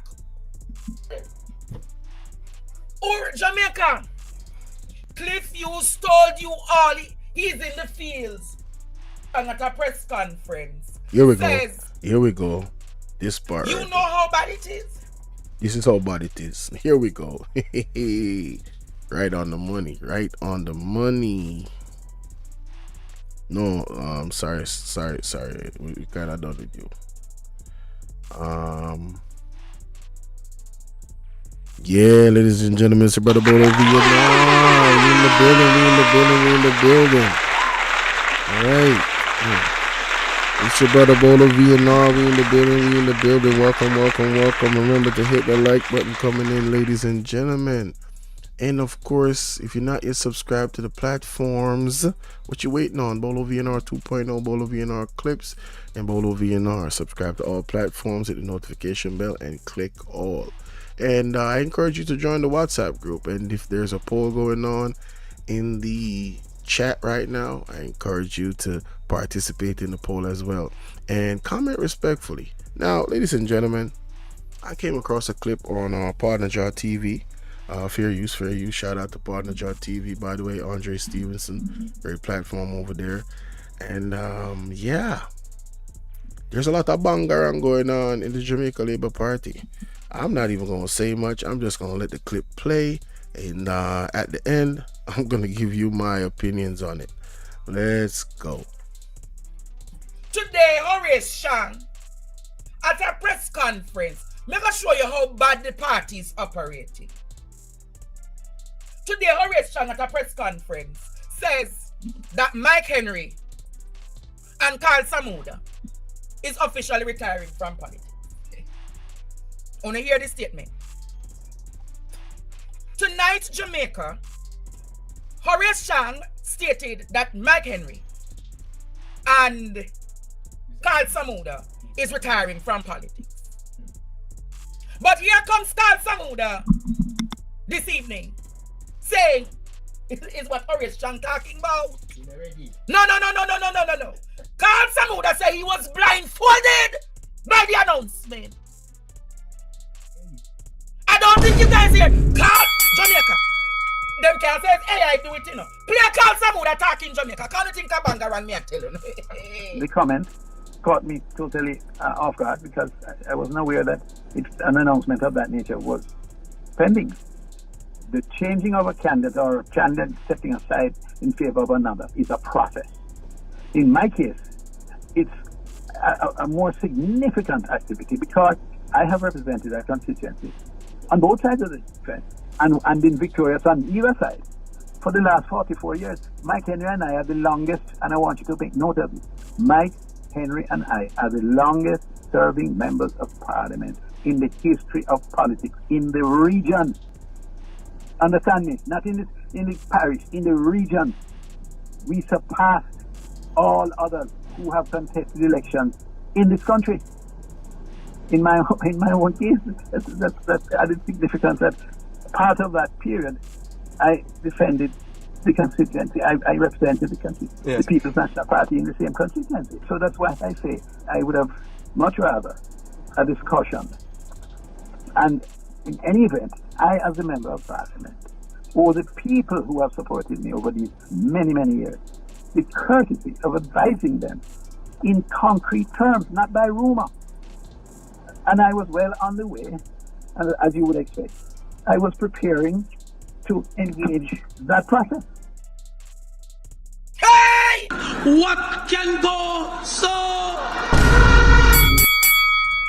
Carl Samuda is not saying that he never planned to leave the politics, you know. What he's saying is the vulgar ambutterization in the way in which they're announcing retirement. They have not even given the man the opportunity to call his constituency to a meeting. To say that to his constituency. Thank you. They're not even put it on the program. For conference Sunday. For me Carl and Mike Henry say goodbye Jamaica Labour Party. Not, remember you know, the two men have been around for 40 odd years, almost 50 years of the country's politics. And you go and tell me that as a leader and a general secretary, you couldn't say, I am going to do a special feature at the conference to honor the men and say to them, thank you and goodbye. Embarrassing. He needs some milk. Now, there's a lot I could say, but the first thing I will say is this, ladies and gentlemen. The way how you treat your loyal members in your group says a lot, ladies and gentlemen, about your group and your leadership. Now, this applies whether it would be JLP, PNP, or any other government, right? It would apply to anybody, and I want you guys to hear me out. I agree with everything that Andre Stevens has just said, right? And I understand where Mr. Samuda is coming from. We have not heard from Mike Henry, or I have not heard from Mike Henry, but I would think, in my estimate, that Mike Henry, as a long-serving member of the JLP, would share similar sentiments as Mr. Samuda would. Am I a fan of Mr. Samuda? No. I'm not a fan of a lot of these politicians. However, fear is fear. The man is saying that, yes, I am not opposed to stepping aside. I understand the time has come for fresh faces, but the manner of which it was done. Now, if they treat such loyal members of their party this way that has served for so long, how you guys expect the government of Jamaica to treat you, the citizens of the country? If they treat each other like this, these guys are pretty much their elders. There's a thing, about family, You see the way our family treat its elders and its children and its women, it says a lot about the characteristic of that family. The women, the children, and the elders, male or female, in both children and elders, how you treat them is very, very significant. Normally, in a leadership position, it would have men, so I added the women in there as well. Right? So this is this is pretty much exposing the characteristics of the Jamaica Labour Party. Right? I did a video before talking about Miss Rosalie and her grouse and gripes that she has within the party in how they treat each other and talk to each other. You see, in groups, it's the weakest link, it's the weakest link. You understand? You have to make sure that the weakest link is very, very strong. And the way how you ensure that is that the head of the stream, ladies and gentlemen, the head of the stream. The head of the stream. A corrupt government cannot liberate the people. If the head of the stream is corrupt, the entire river will be also. If the head of the stream does not demand a certain type of operation, well, you're going to face these problems. You see, I have long accused the Jamaica Labour Party of being reactive and not proactive. And even in their own dealings within their party, I am seeing this to be true. I'm seeing this to be true. This is a disgrace. Period. It's embarrassing. It really is. It says a lot about the leadership. It says a lot about the I think the Jamaica Labour Party is in the place of disarray, and pretty much this is another confirmation that Pastor Peter Chambers was right again. The kingdom is falling apart. There's going to be a lot of fresh disgraces. Like he said, there's a lot coming. This is just the tip of the iceberg. And you see, it's the elders, it's the people that have been there for the longest. Now, am I surprised? No, I am not. I am really not surprised, because over the years I've heard a lot about this group, the Jamaica Labour Party, and I've seen a lot from their characters, main players. Pernell Charles, many of them. Edward Siaga said some of the most disgusting things to our Jamaican people. You know, scandal bag, all type of something. You know, they I mean, Desmond McKenzie, these characters, as a young man growing up, listening to some of the utterances that come out of their mouth, I'm like, if I was a team member of, yes, the old guards, they're not being kicked aside, you know. Well, in this case, it seems that way, but there's a changing of the guard. And the apostle talked about it. The apostle, Jeffrey Shuttleworth, I have a video up of him saying it. And I keep remembering these actual statements that was made by the apostles and the prophets. There's a changing of the guard happening, but the way though this was done, I think we can all agree that the Jamaica Labour Party is imploding, ladies and gentlemen. It is imploding. But that's what I think. Let me know what you guys think in the comment section, ladies and gentlemen. See you on the next one. Remember to like, share, and subscribe if you're not yet subscribed. Subscribe and hit the notification bell and click all. Join the WhatsApp group, ladies and gentlemen, and follow me on all of my platforms. It's right there on the screen. Thank you guys so much for your time, and see you on the next one. Alright, let me see what else I need to react to. Yeah, we going some marathon of reactions right now. I got a lot of stuff to look at. A lot of stuff to look at, man. It's been crazy. It's been crazy. I haven't even checked. I thought, oh, wait a minute. No. Before I go there, there's some news. There's some news. What's the name of them again? Nationwide? Yeah, Nationwide. Let me see what's the latest news on Nationwide. There's a lot of interesting stuff that happened. Bomb hoax caused disruption in corporate area. Huh? Oh, that's Grenada. I'm like, what? Chang says by-election independence. Oh yeah. Chang says by-election independents are uncovered. an ultimate guarantee. That's how the JLP secretary. Oh, wait a minute. What? I didn't see this. Let's read together, shall we?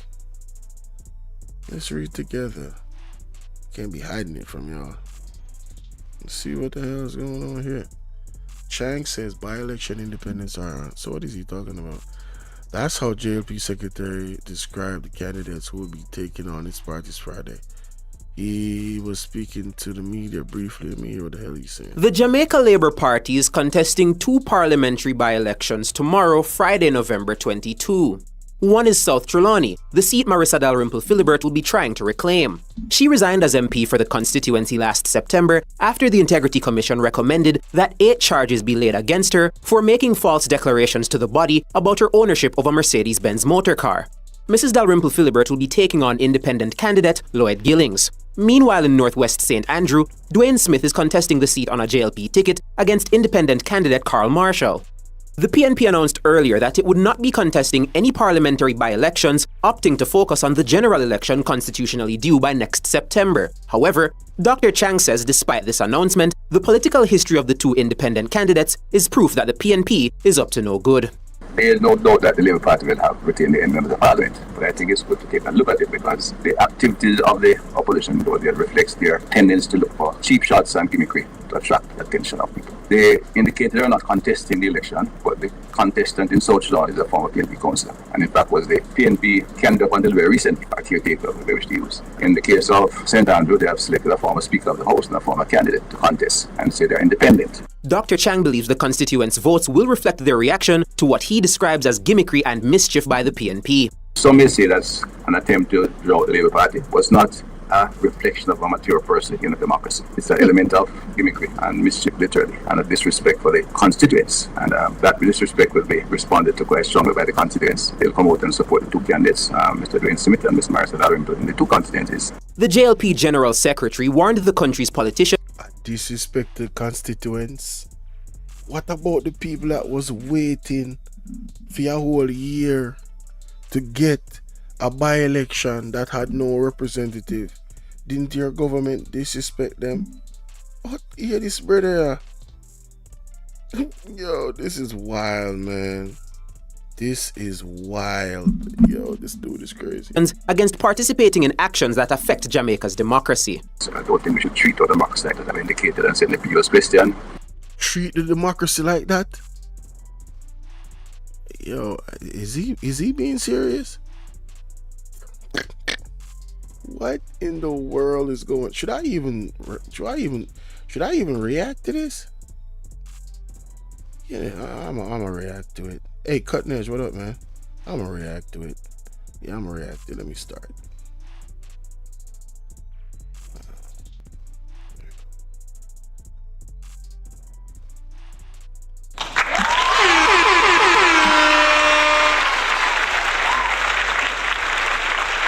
Alright, so let's get it. Alright, so welcome, ladies and gentlemen. It's your brother Bolo V&R. Remember to subscribe to all of my platforms: Bolo V&R, Bolo V&R 2.0, and Bolo V&R Clips. Now we have a article here from Nationwide. Fang says that by-election independents are undercover PNP. Conspiracy. Wait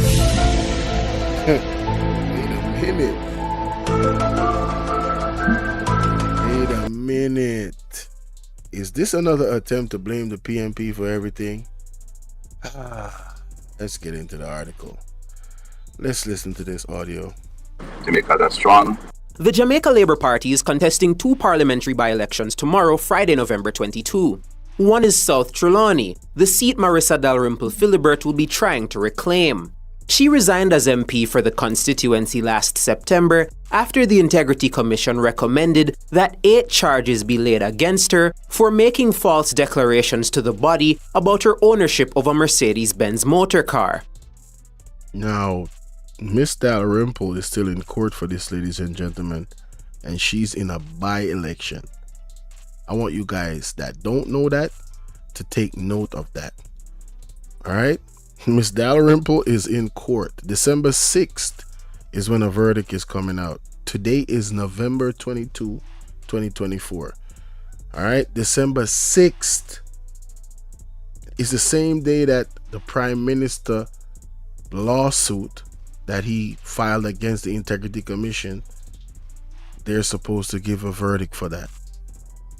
All right, so December 6th is a very important day. Please remember. But I want you to really remember that this lady is there for what?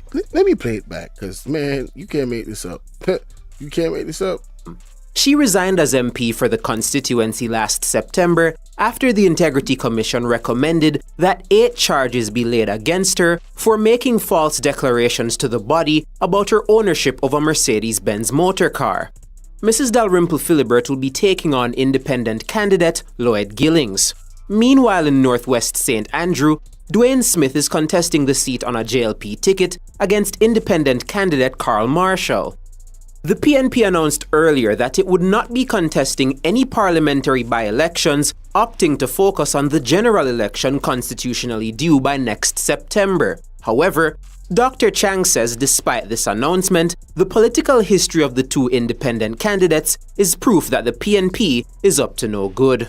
There is no doubt that the Labour Party will have retained the members of Parliament, but I think it's good to take a look at it because the activities of the opposition, though, they reflects their tendency to look for cheap shots and gimmickry to attract the attention of people. They indicated they are not contesting the election, but the contestant in South Sudan is a former PNP councillor, and in fact was the PNP candidate up until very recently, a caretaker of the wish to use. In the case of St. Andrew, they have selected a former Speaker of the House and a former candidate to contest and say they're independent.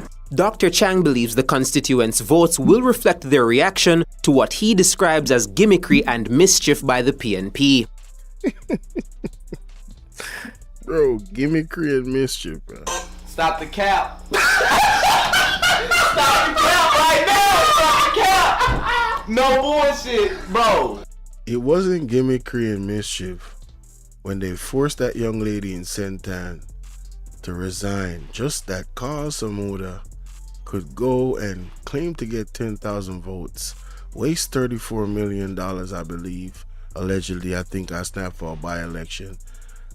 Just unnecessary. But now, this is gimmickry? It's gimmickry for the PNP to say, nah, we're not going to participate in that.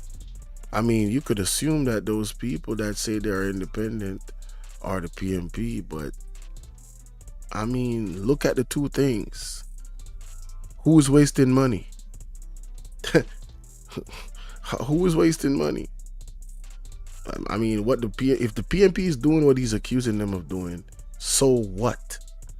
Who is actually wasting money? And then when you factor in the fact that there was a by-election for, I don't remember where the constituency was, somebody can put it in the comment section, that there was a big uproar when Carl Samuda had a by-election in Sentan, because that one was waiting for over a year and was not called. And the Prime Minister received mad criticism for it, rightfully so. So where's the political gimmickry? Isn't that political gimmickry? When you're going to waste millions of dollars to do a by-election, and we have the hospitals that don't have beds, some of them. We have air conditioning situations that need to be fixed in hospitals so major surgeries can be done. Things that you really need to focus your money and effort in. You're wasting 300 and something million dollars. I said $300+ million, ladies and gentlemen. $350+ million on 2 unoccupied buildings. A total of approximately $700,000 being paid to Norman Dunn, somebody that's in the JLP, and you're talking about political gimmickry. How does the PNP not participating in the by-election affect anything? Like affect people's real lives? Nah, you taking our tax dollars and doing all of this foolishness to even do these by-elections is what is political gimmickry. This is the JLP testing the waters because they know it's muddy. They want to find out where the people are at with them because the general election is coming soon. And that whole house is falling down. Let's continue. Some may say that's an attempt to draw out the Labour Party was not a reflection of a mature person in a democracy. It's an element of gimmickry and mature person in a democracy? What is mature about the JLP, bro? What is mature about you and Andrew Onis? Aren't you the deputy prime minister? Why didn't you step to Andrew Onis and say, you did promise the people certain things within 100 days of you going into office, and it's been more than 7,000 days and they have not yet seen those things that you promised. It would be politically mature to stand on your word, Mr. Holness. You could say that to him privately. I bet you never did, because you would not be the deputy prime minister now, would you? Talking about political maturity, man. You guys play the most political games, but when the person that's playing the game better than you, now you want to go on your high horse, huh? I don't even care if the PNP is playing games, right? They playing a solid game. Obviously, you're rattled. This is crazy, bro. What the hell is this? Man. Literally, and a disrespect for the constituents. And shut up with the disrespect for the constituents. It was disrespectful to the constituents when you guys did not call a by-election for that place 1 year ago. 1+ year ago. They've been without a representative for 1+ years, and that wasn't disrespectful for you. Oh, you called a by-election because you knew you were winning. Yes, you knew that's your constituency in Ochi, so you would win. Okay, go ahead. You wanted to score political points. That's what these by-elections are about. So PNP understands your game and is not going to participate to help you to score political points. They're going to allow you to play this dumb game you started by yourself. They want to go to the big leagues. Call the election, you punk. Disrespect will be responded to quite strongly by the constituents. They'll come out and support the two candidates, Mr. Dwayne Smith and Ms. Rosalie Hamilton, in the two constituencies. The JLP General Secretary warned the country's politicians against participating in actions that affect Jamaica's democracy. So I don't think we should treat our democracy as I've indicated and said in the previous question. Jamaica has a strong, bold, and very credible democratic process. If we play with it, we can lose it. We can damage it. None of the two main political parties should take any action that could undermine the strength of our democracy. And none of the two political parties should do anything to undermine the strength of the democracy. Then what the hell have you, Juliet Holness, Andrew Holness, and all of you been doing? What has Warmington been doing with his statements that he come out and say? What has Desmond McKenzie been doing? We should take it to the streets. Like, seriously? What have your foot soldiers that are vloggers and YouTubers that have these platforms been doing? I really have to play that back. I cannot believe you just said that. Hold on, the people. We can damage it. None of the two main political parties should take any action that could undermine the strength of our democracy. And their gimmickry in the two constants, I think, can do damage to it. Ladies and gentlemen, he cannot be serious. I'm just going to play the rest of this. Democratic process. But the Labour Party will have two strong members of Parliament which will protect the rights of the people and bring the quality representation that will assure them of continuous representation and confidence in our democratic process. Mahiri Stewart for Nationwide News. Gotta be kidding me.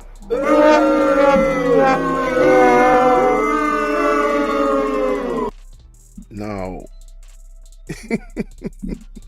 this is not funny, but to not get mad, I just laugh sometimes.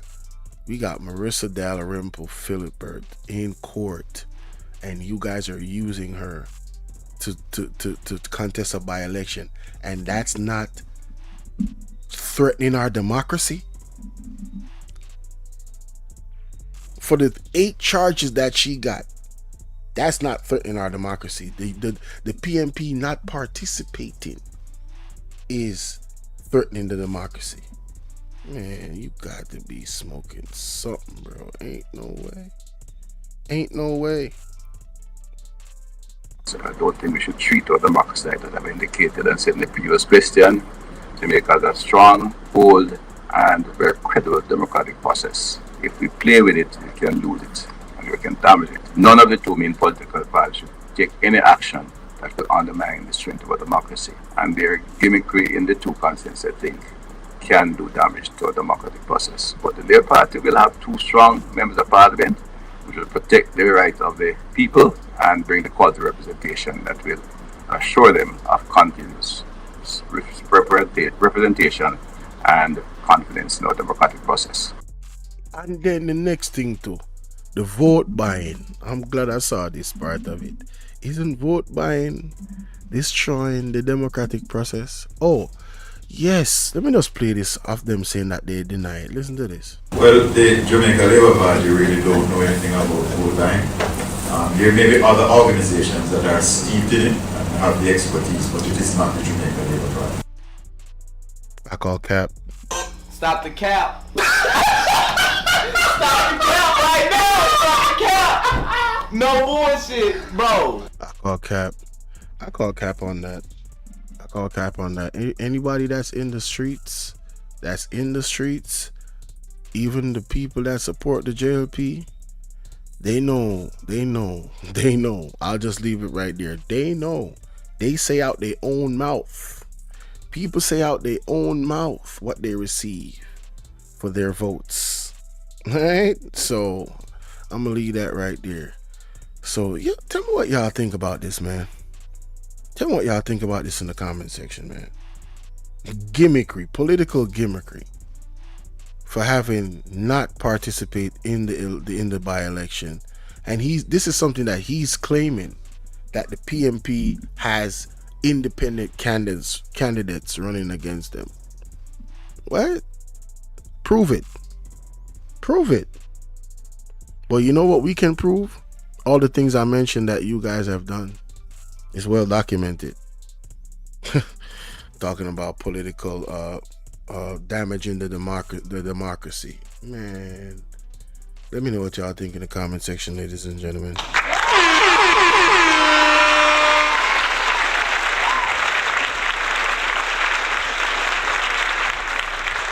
Hey, what's up? Shay Rock Promotion in the building. Wagwan. Hey, I couldn't see the chat, so I apologize. Appreciate you pulling up. I'm in the lab, of course, doing some reactions that I'm gonna post. Yeah, you know. What else? What else did I hear about that I should react to? Oh, yeah, I didn't get to check hot off the press. I didn't get to check her out. Gotta check hot off the press. Man, listen. The internet did me good. Internet did me good, boy. Yesterday, oh my goodness. It was bad, ladies and gentlemen. I could tell you it was really, really bad. But anyway. Oh, I totally did not get to react to this. Oh my God. Yeah. I gotta talk about these two videos. I am late, but I gotta talk about these two videos. Yes. Shout out to all the press, man. Woo! Go finish the hospitals, right? Man, I'm trying to tell you, talking about, the audacity of this man. The audacity of this Attack for the press. Well, my people, me here for drop the real news, news reviews. So what is ClickUp? ClickUp is an all-in-one product. Man, I'm tired of hearing about ClickUp. I ain't lying. Could y'all give us some y'all other want ads? next one? Or housing of 20 individual loans. Now, through suggest my wisdom warriors taking Lisa. Yeah, I gotta talk about this. Is a really serious topic right here. Really serious topic. Hey, ladies and gentlemen, it's your brother Bolo V&R. We in the building. We are in the building, ladies and gentlemen. We're in the building. How y'all doing? Please remember to subscribe to all of the platforms, Bolo V&R 2.0, Bolo V&R Clips, and Bolo V&R. You see the URLs, the name of the channels right there. Yeah, sub up to your boy. Follow me on Instagram, of course. Like, share, and subscribe. Now, Lisa Hanna recently stepped forth and she mentioned some things. Ladies and gentlemen, that I have to say, it took a lot of cahoots to come out with this information. And the NHT is under fire. I tell you that right now. I can tell you this, it underscores a lot of the things that I personally spoke about among my peers. You know, growing up, start working, I thought to myself, why is it that I'm paying NHT? How much persons have actually gotten homes from NHT? I just didn't see it materializing. You know what I'm saying? I didn't hear somebody say, oh man, you know, it's a good thing I paid my NHT because, yo, you know, I got a house now.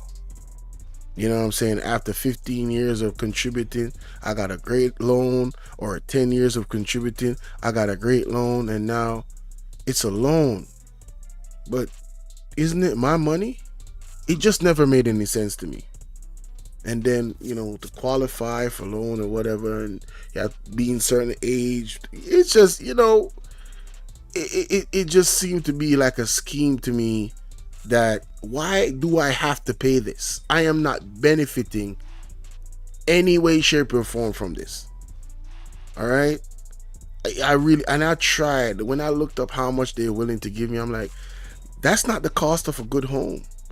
I can't even get the right loan to get a cost of a decent home. I'm going to get below the cost of a home for a loan. And you're the housing trust. It just never made any sense to me. So it's very interesting to hear Lisa Hanna in this clip just confirm what I was thinking the whole time. Listen to this. Hannah.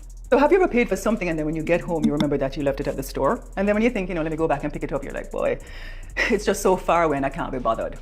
Well, that's how most Jamaicans feel every month after they pay their National Housing Trust, knowing full well that they're paying for this thing, but that the opportunity or even trying to access a loan from the NHT or even an NHT home is, they just can't be bothered. Because by the time they overcome certainly all the hurdles to get something from the NHT, them both broke and them tired.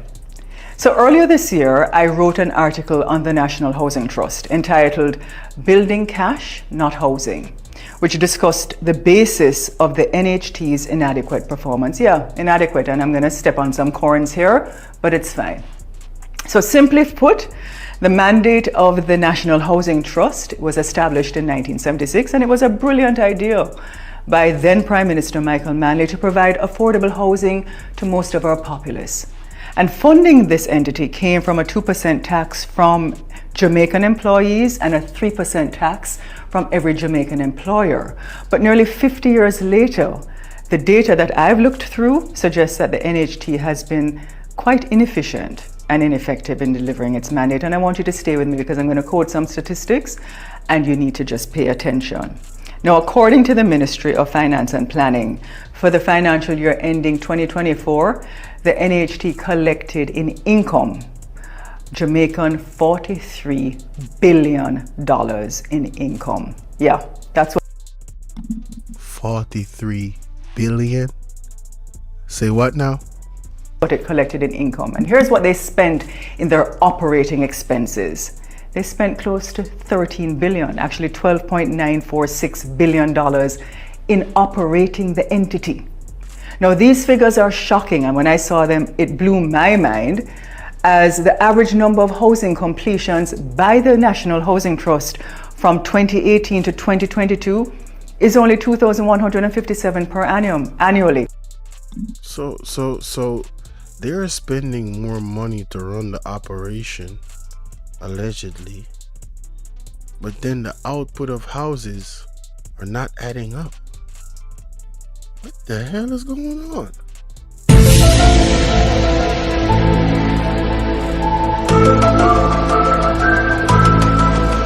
Do you guys smell corruption?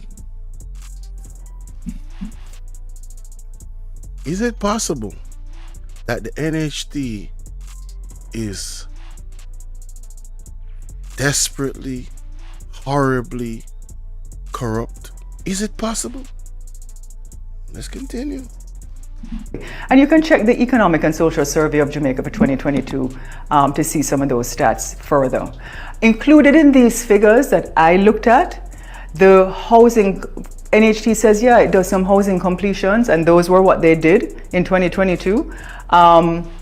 But they do other things like build on your own land, lot solutions they talk about, guaranteed purchase programs, they do individual loan solutions, they do joint ventures, and they do NHT project solutions.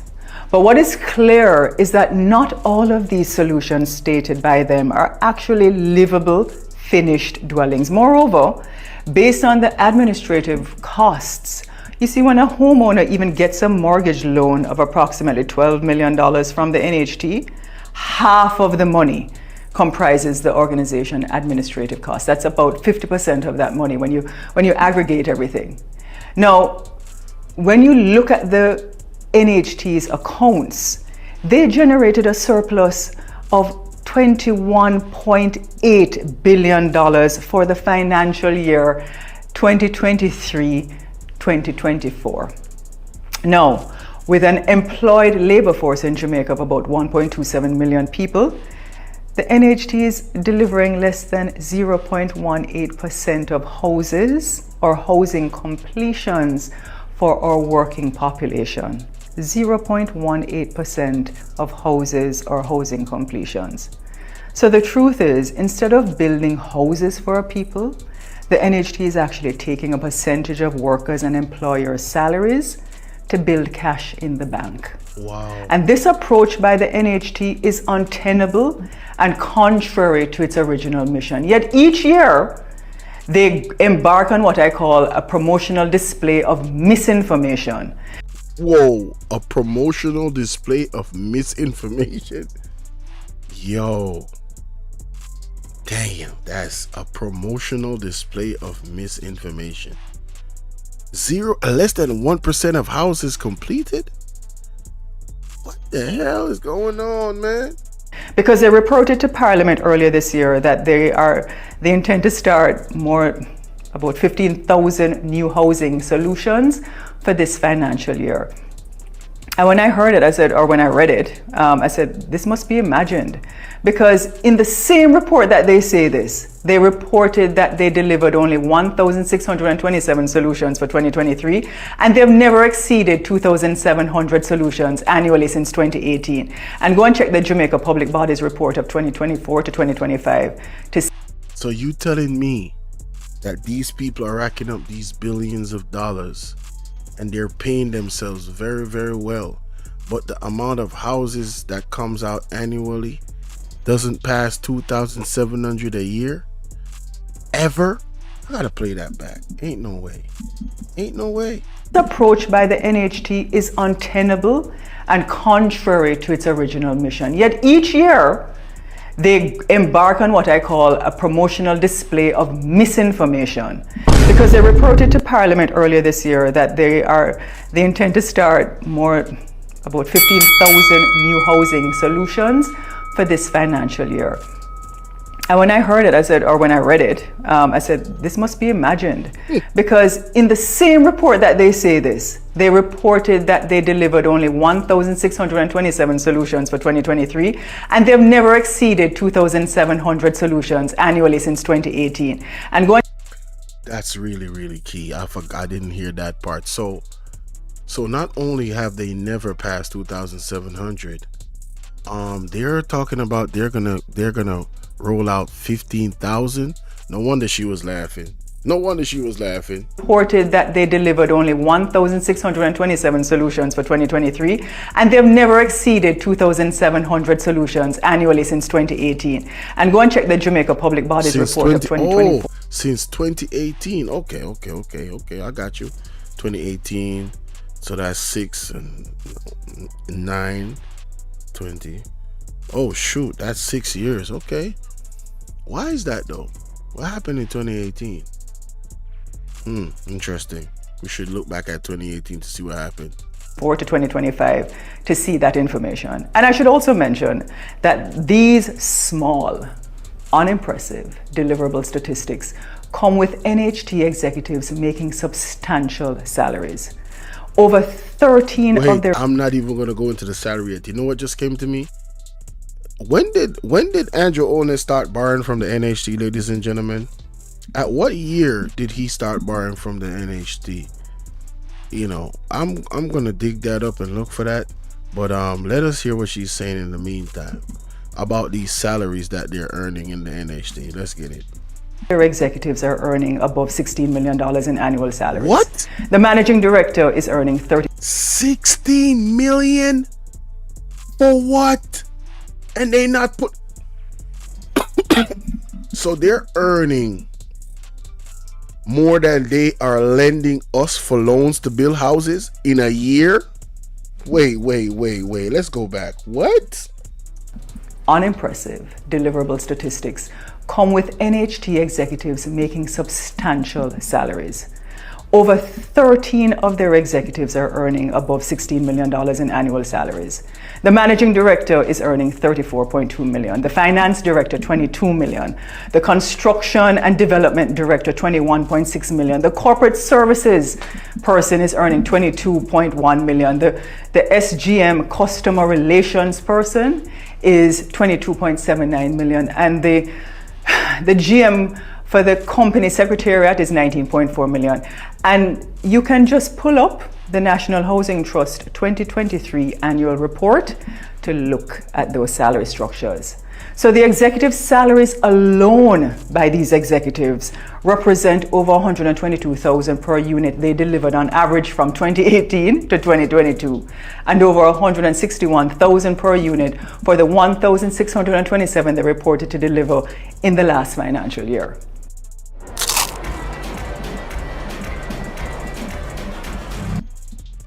Yo, this is wild. This is actually wild. Oh, it blows my mind because I say, well, you know, other countries, their national social housing programs actually, give their people houses.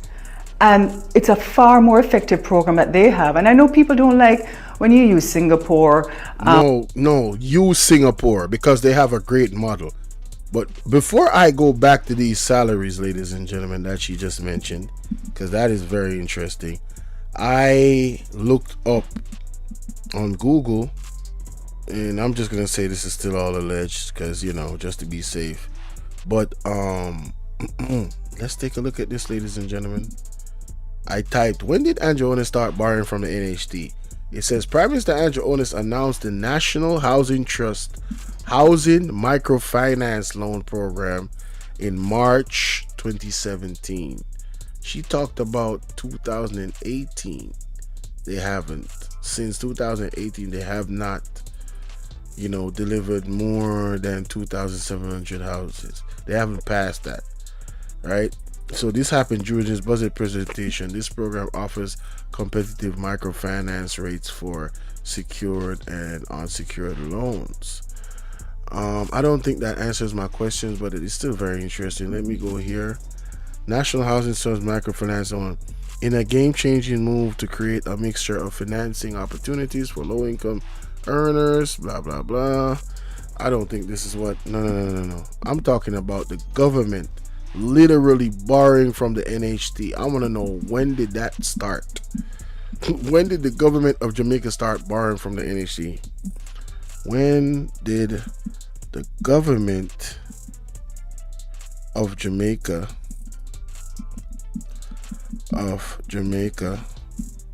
start borrowing from the NHT? That's what I want to know. It keeps going back to this. It keeps going back to this. The National Housing Trust established. No, that's something different. I want to know, when did he start digging into the purse? I should put it. Wait, let me see. During 2000, Jamaica receives loan valued at $24 billion from the NHT. When did this happen? Oh, wait a minute. This is whoa, okay, let me see the date on this. February 11, 2022. I would love to see more loans. All right, so let me copy this and type it into Google and see, when did we have more loans from the NHT? When did this start? I don't want to know the value. I just want to know about the loans.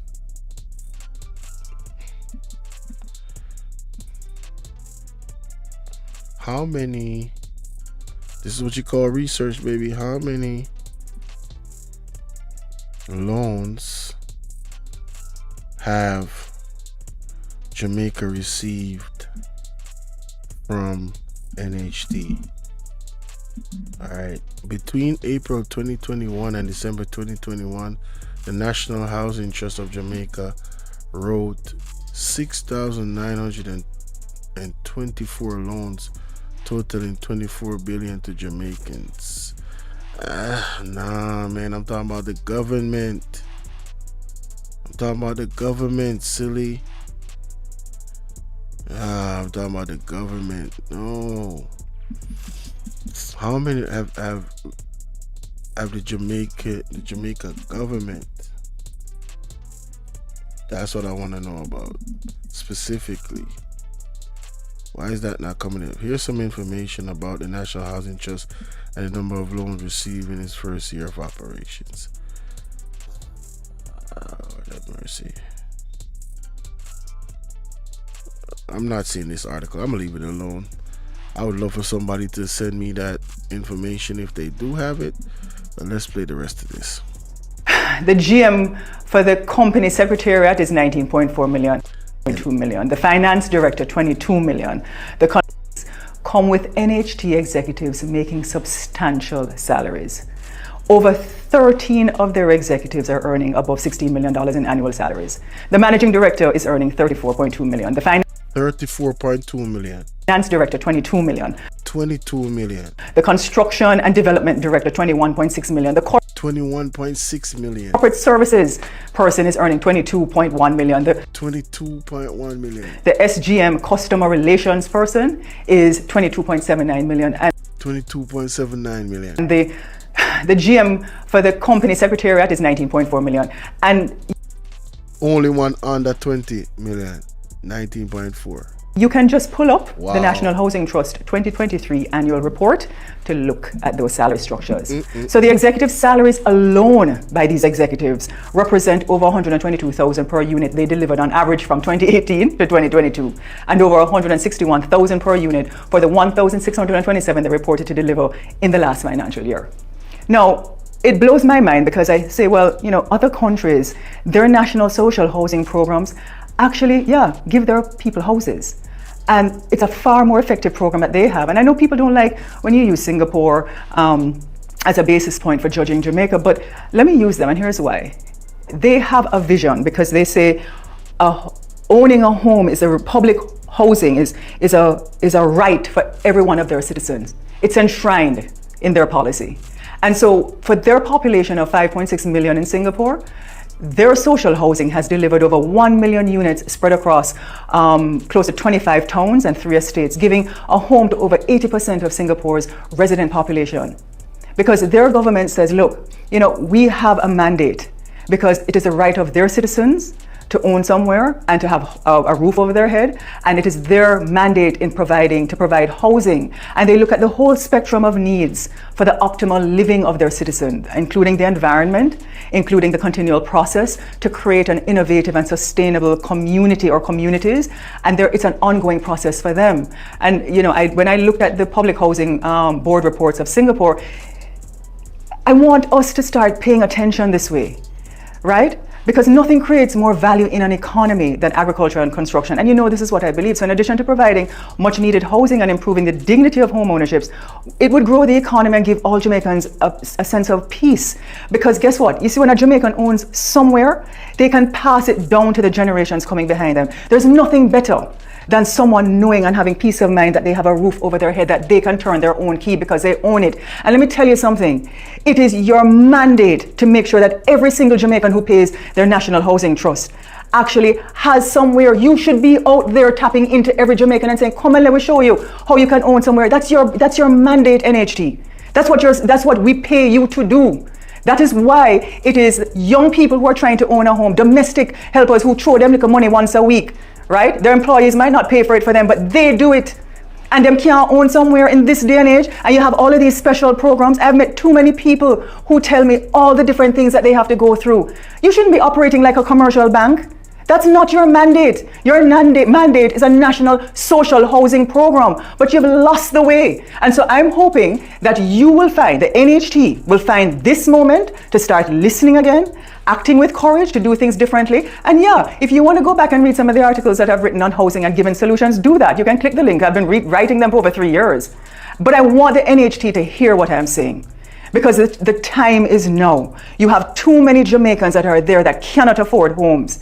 And it is your mandate, not private contractors. It is your mandate to make sure that they can own a home. That's what you were established to do in 1976. And so I look forward to more housing completions by you, not starts, for this financial year. Luckily for me, I recently got an upgraded.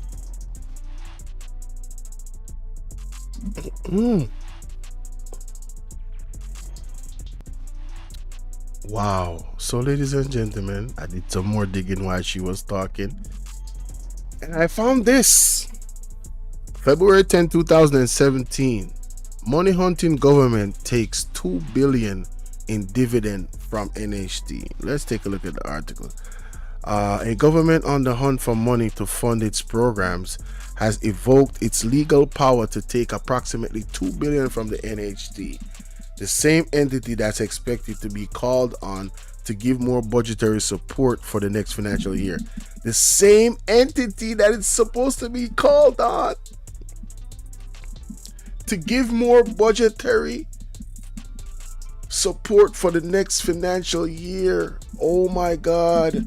The money is being transferred to central government coffers as dividend, according to the Jamaica Public Body's estimates of revenue and expenditure for the financial year ending 2008, which was tabled in the House of Representatives on Thursday. Under the Public Bodies Management and Accountability Act, the NHT, which is a public body, is obliged to pay out dividends to shareholders, which include the government. The government shares are held by the Accountant General's Department. However, financial analyst Ralston Hyman believes that the government is collecting the dividend now because of its tight fiscal space. He also expects Andrew Owen's administration to return to the NHT soon to take more funds for budgetary support. Damn! Guilty! That nigga is guilty! They need as much money to shore up the budget. We expect them to draw down on the NHT for the rest of the money to deal with the primary surplus, he said. The government has predicted passive forecasts for revenue and grants and expenditure requirements for the financial year 2017-2018.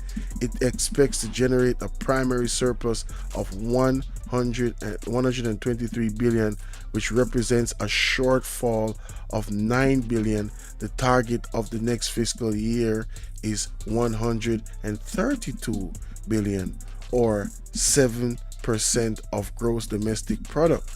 The primary surplus in the amount of income left after the government spends on its program.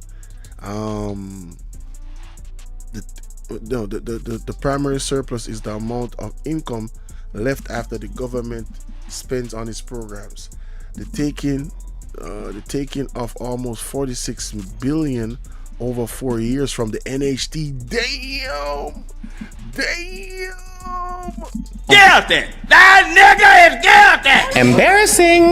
He needs some milk! Got him. The taking of almost $46 billion over 4 years from the NHT will end this fiscal year. The government is reportedly considering going back to the trust. Oh my God. Considering the NHT again is responsible, the NHT again is the responsible thing to do, said a government official who wished not to be named because they were not authorized to speak on the matter.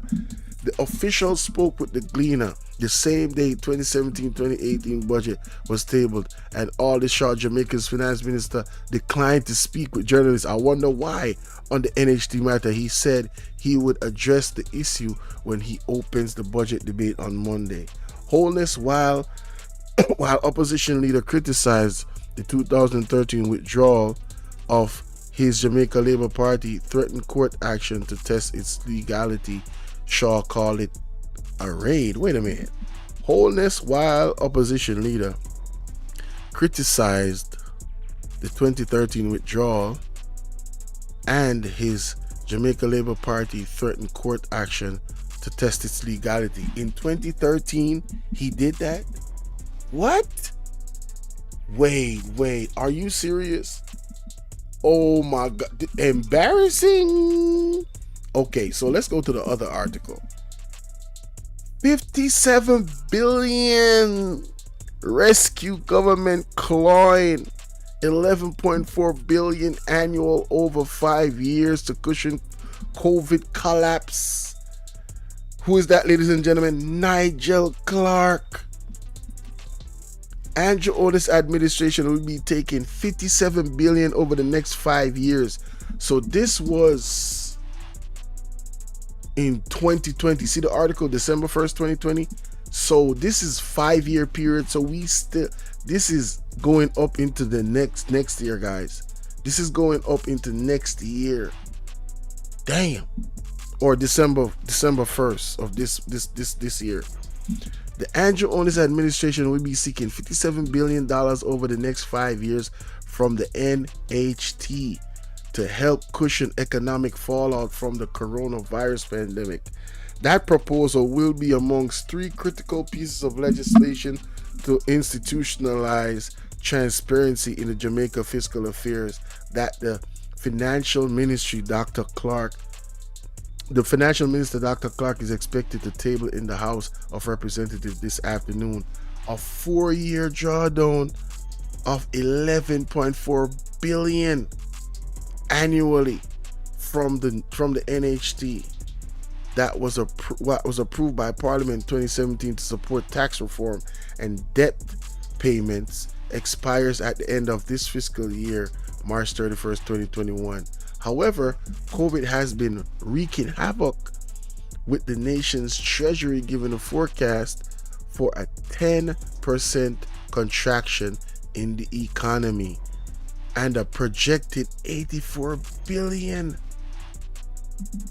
loss in revenue for the 12-month period, March to next year.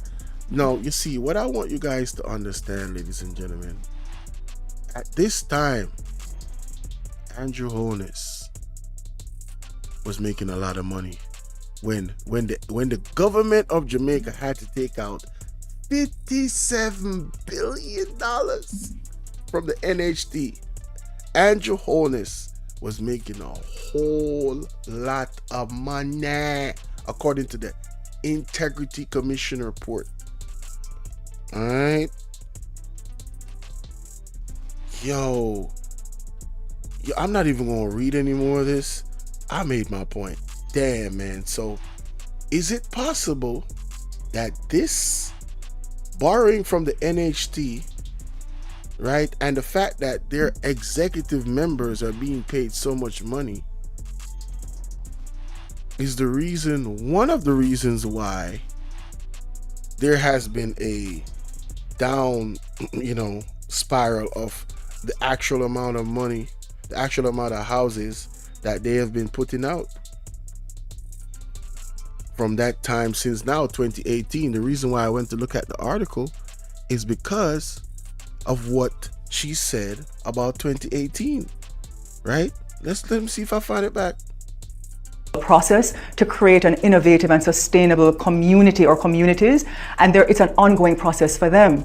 And when I looked at the public housing board reports of Singapore, I want us to start. Other countries, their national social housing programs actually, give them more, about 15,000 new housing solutions for this financial year. And when I heard it, when I read it, I said, this must be imagined. Because in the same report that they say this, they reported that they delivered only 1,627 solutions for 2023, and they've never exceeded 2,700 solutions annually since 2018. So, since 2018, the National Housing Trust has not exceeded 2,700 units a year. And my question is it a combination of the government of Jamaica taking $11 billion a year from them, and the fact that their staff members, the payout of just the operations alone, let me go back to that which she said, the payout of the operations alone, listen to this is staggering numbers. But they do other things like build on your own land, lot solutions. They talk about guaranteed purchase program by then Prime Minister Michael Manley to provide affordable housing to most of our populace. And funding this entity came from a 2% tax from Jamaican employees and a 3% tax from every Jamaican employer. But nearly 50 years later, the data that I've looked through suggests that the NHT has been quite inefficient and ineffective in delivering its mandate. And I want you to stay with me because I'm going to quote some statistics and you need to just pay attention.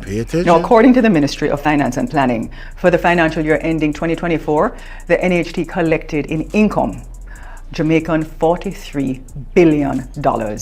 43 billion, 2024. In income. Yeah, that's what it collected in income. And here's what they spent in their operating expenses.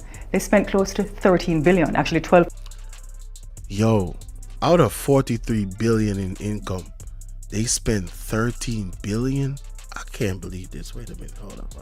$43 billion in income. Yeah, that's what it collected in income. And here's what they spent in their operating expenses. They spent close to 13 billion, actually $12.946 billion. $12.946 billion out of 43 billion. You know how much is left? $30 billion.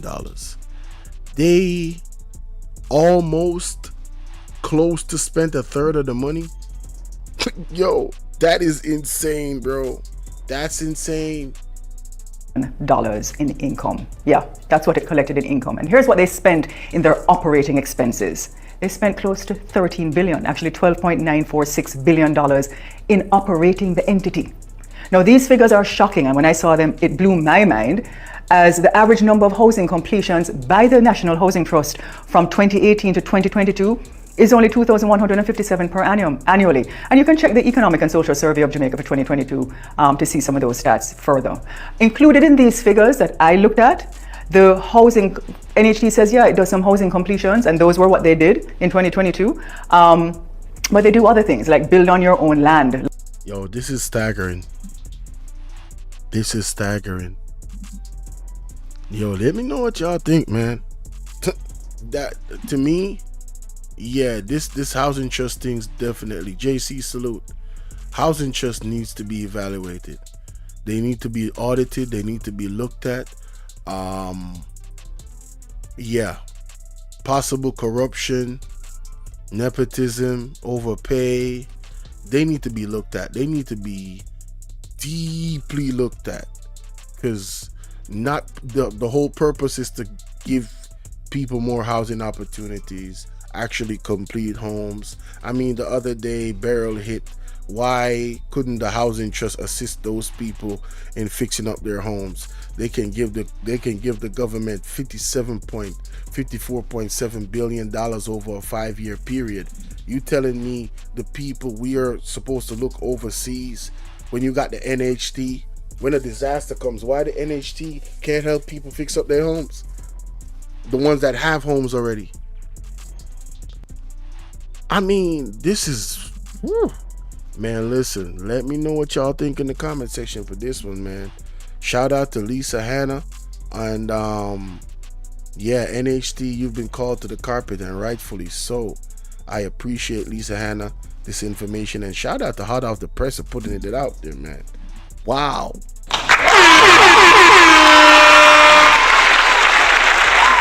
That is insane. Oh my days. Let me go to the next clip. This is incredible.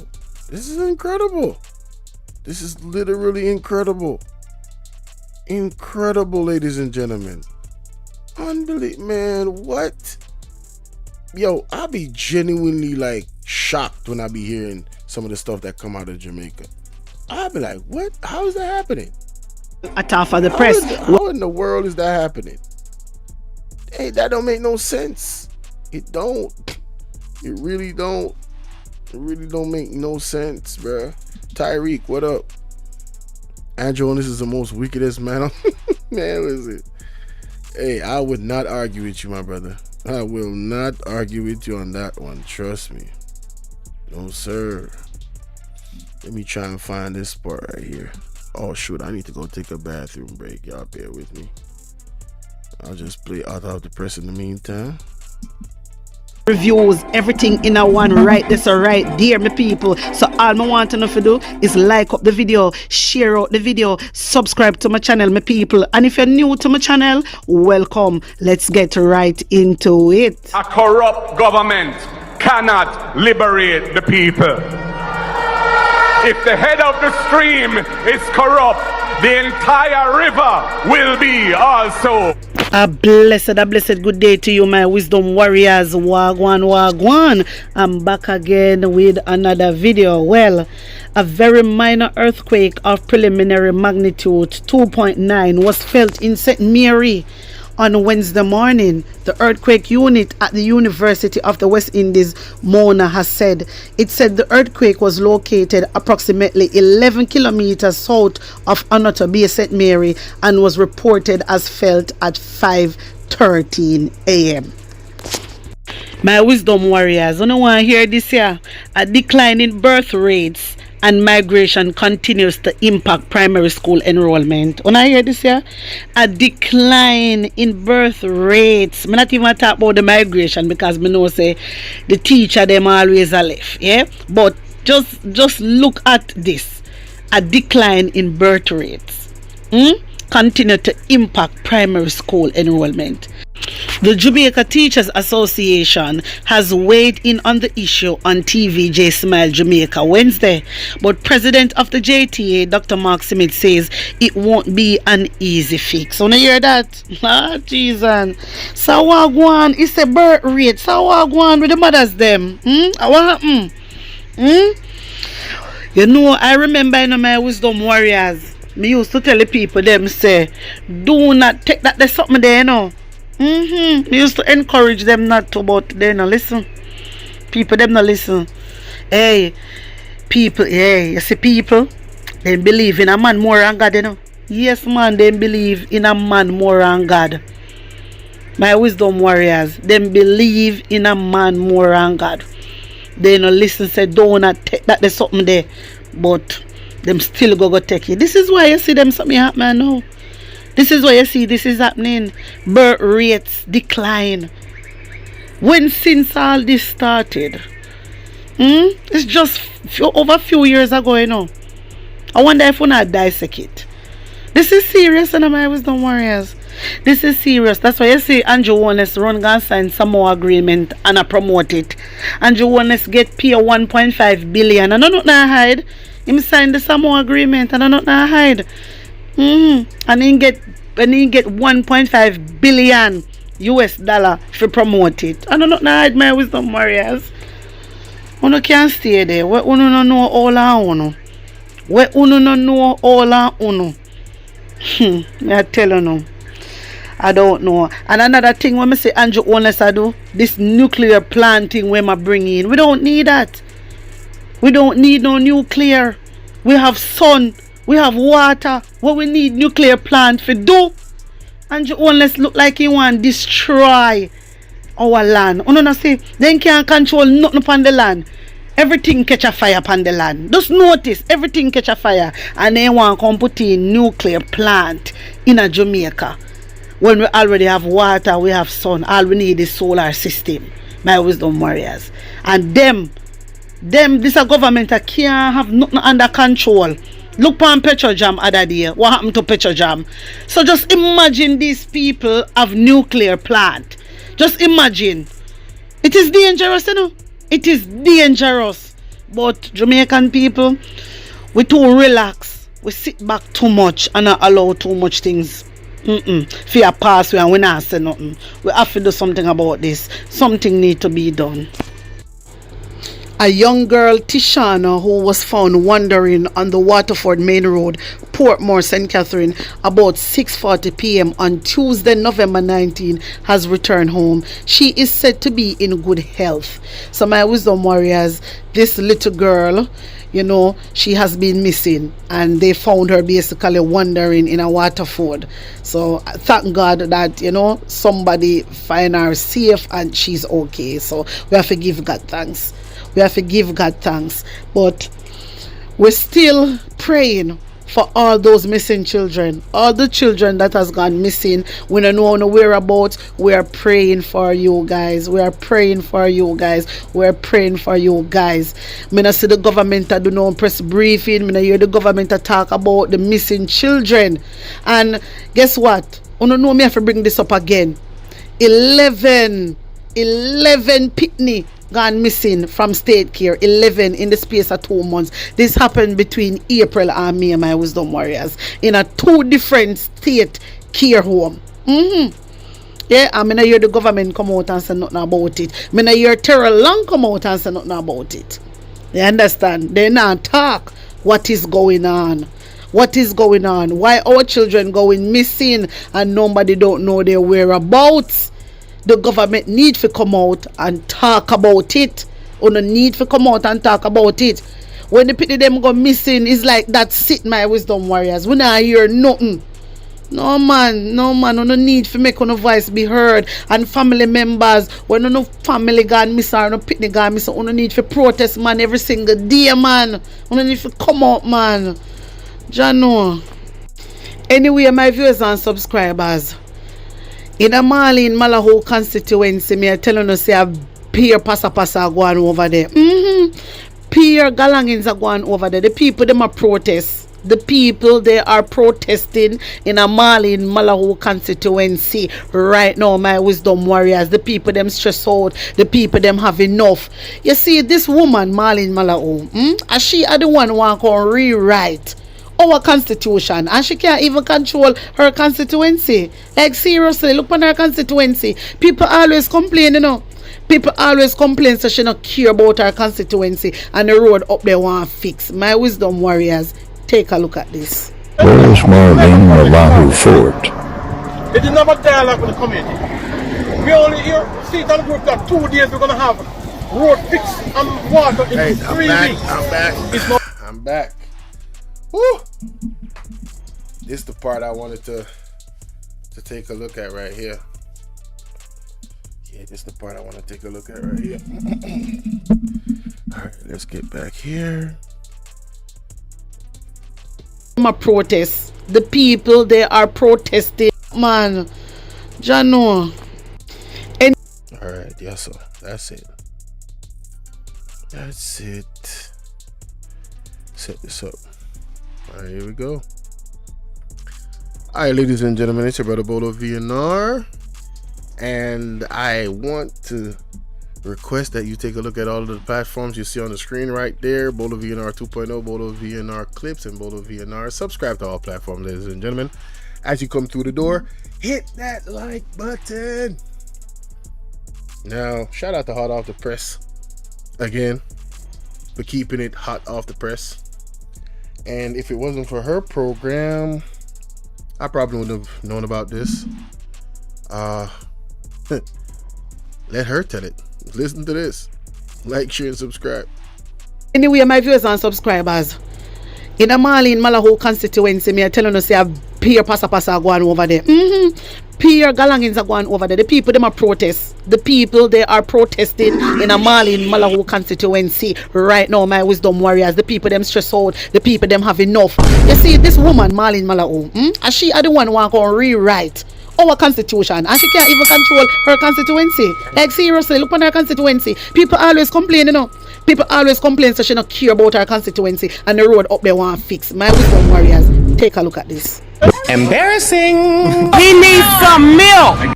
Man, just hearing the backstory alone of that, you want to change the constitution, but you can't take care of your constituency. Embarrassing. He needs some milk. Something not right, my wisdom warriors. Something is not right. Tell about them. What can go so? Seriously, what can go so? Well, let's listen to this.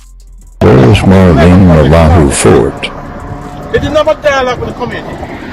We only hear state and group that 2 days we're going to have road fix and water in 3 weeks. It's now 11 months and 7 days. First, we heard... Oh yeah, this is a pattern of the Jamaica Labour Party. Making promises, right? So allegedly, what this man is saying, they got a text in the group that roads is going to be fixed in 3 weeks. And it's been how many days, sir? We only hear state and group that 2 days we're going to have road fix and water in 3 weeks. It's now 11 months and 7 days. 11 months and 7 days. All lies will be exposed. That's all. And anyone who takes that the wrong way, know why they take it the wrong way. You know what? A corrupt government cannot liberate the people. If the head of the stream is corrupt, the entire river will be also. Now, when you look at the fact that Andrew Holness, in his glory, promised the people of Jamaica that in 100 days he would have done several things, and none of the things he promised those people actually have been done. It's like a follow the leader type of vibes. This, it's only that Marlene Malahoo is not that bad. She told them in 3 weeks allegedly, but it's only been 11 months. You have to take bad things back, Joe. Oh, no. Oh my goodness. Man. Yo, this is a character trait, ladies and gentlemen, of the Jamaica Labour Party as far as I'm concerned. Ain't no way. Just that part alone have me pausing like, seriously? I've heard this before, but let's continue. First, we heard that they were out of pipe. They're laying a 4-inch pipe. They use this big machine and dig a road, in the middle of the road, 4.5 feet by 18 inches wide, to put a 4-inch pipe. That makes sense to you? Yeah. And after that now, we hear that pipe run out. Then after we hear that pipe now needs to be tested. What? Nothing has been done. All happening to Mall Road, they put a mall in there. If you're ever sick in the community, just the road alone would kill the person. Because the road is not in dilapidated condition. We have spoken to the MP time and time again. I asked her in a meeting, Miss Madam MP, when will the road fix? She's waiting on NCC and NAA. Is it the donkey, the tail one bloody dog, or the dog ruling? Yeah. Now, I'm going to be fair to Marlene Malahoo. First of all, she have to take some blame, in my opinion, for this backlash that she's getting. If what he's saying is true, ladies and gentlemen, that she promised that in 3 weeks the road would be fixed, don't lie to the people. Alright? Isn't this lady supposed to be a judge? Aren't they supposed to be like top tier in terms of integrity? Don't lie to the people. Be honest with the people. Tell them the situation as it is. Right? If it's a situation where NWA is holding you up, because I remember when Angela Burke stood up in cabinet and spoke to the same concern about the NWA, Remember when the Prime Minister was telling her that, listen, you guys are gonna get the money. I have to spend it in a certain amount of time, as the money is gonna go back. That's for the Spark program. So I'm saying, I'm gonna be fair. It is possible that the NWA is holding them up. I don't know if that is true. But the fact of the matter is, if what this man is saying is true, that she promised them that those things would be fixed in 3 weeks, how could she promise that when she knew that procedure? Didn't she know how it worked? How long has she been in government? You know, a lot of questions is popping up based off me really thinking about the situation and trying to give her a loophole. But at the end of the day, lying to the people that it would, you know, allegedly lying to the people that it would be, you know, happen in 3 weeks. That is not. Why did Jamaica Labour Party people them don't sign the code of conduct? Because this does not hold up to the standards of the code of conduct of members of parliament, you know, and leadership, you know, in that area, you know. And she's a judge. This is somebody that is responsible for our legislation and talking about transforming the you know, reforming the Constitution. Dark days ahead of us, ladies and gentlemen. I hope she and the JLP don't get time to do that while they're still in office before we vote them out, guys. This is serious. Let's continue. I don't know what is happening, but my already is not being fixed. And we are suffering. My vehicle take 100,000 off the fix. I am placed in the group. I placed in the group that we're going to get some. Nobody not give back anything. We only sit back like some stupid people in the community. And we have a bunch of fools. So who organized the protest? All of us. We have a group in the community. We have a CDC group. So we meet and we say enough is enough.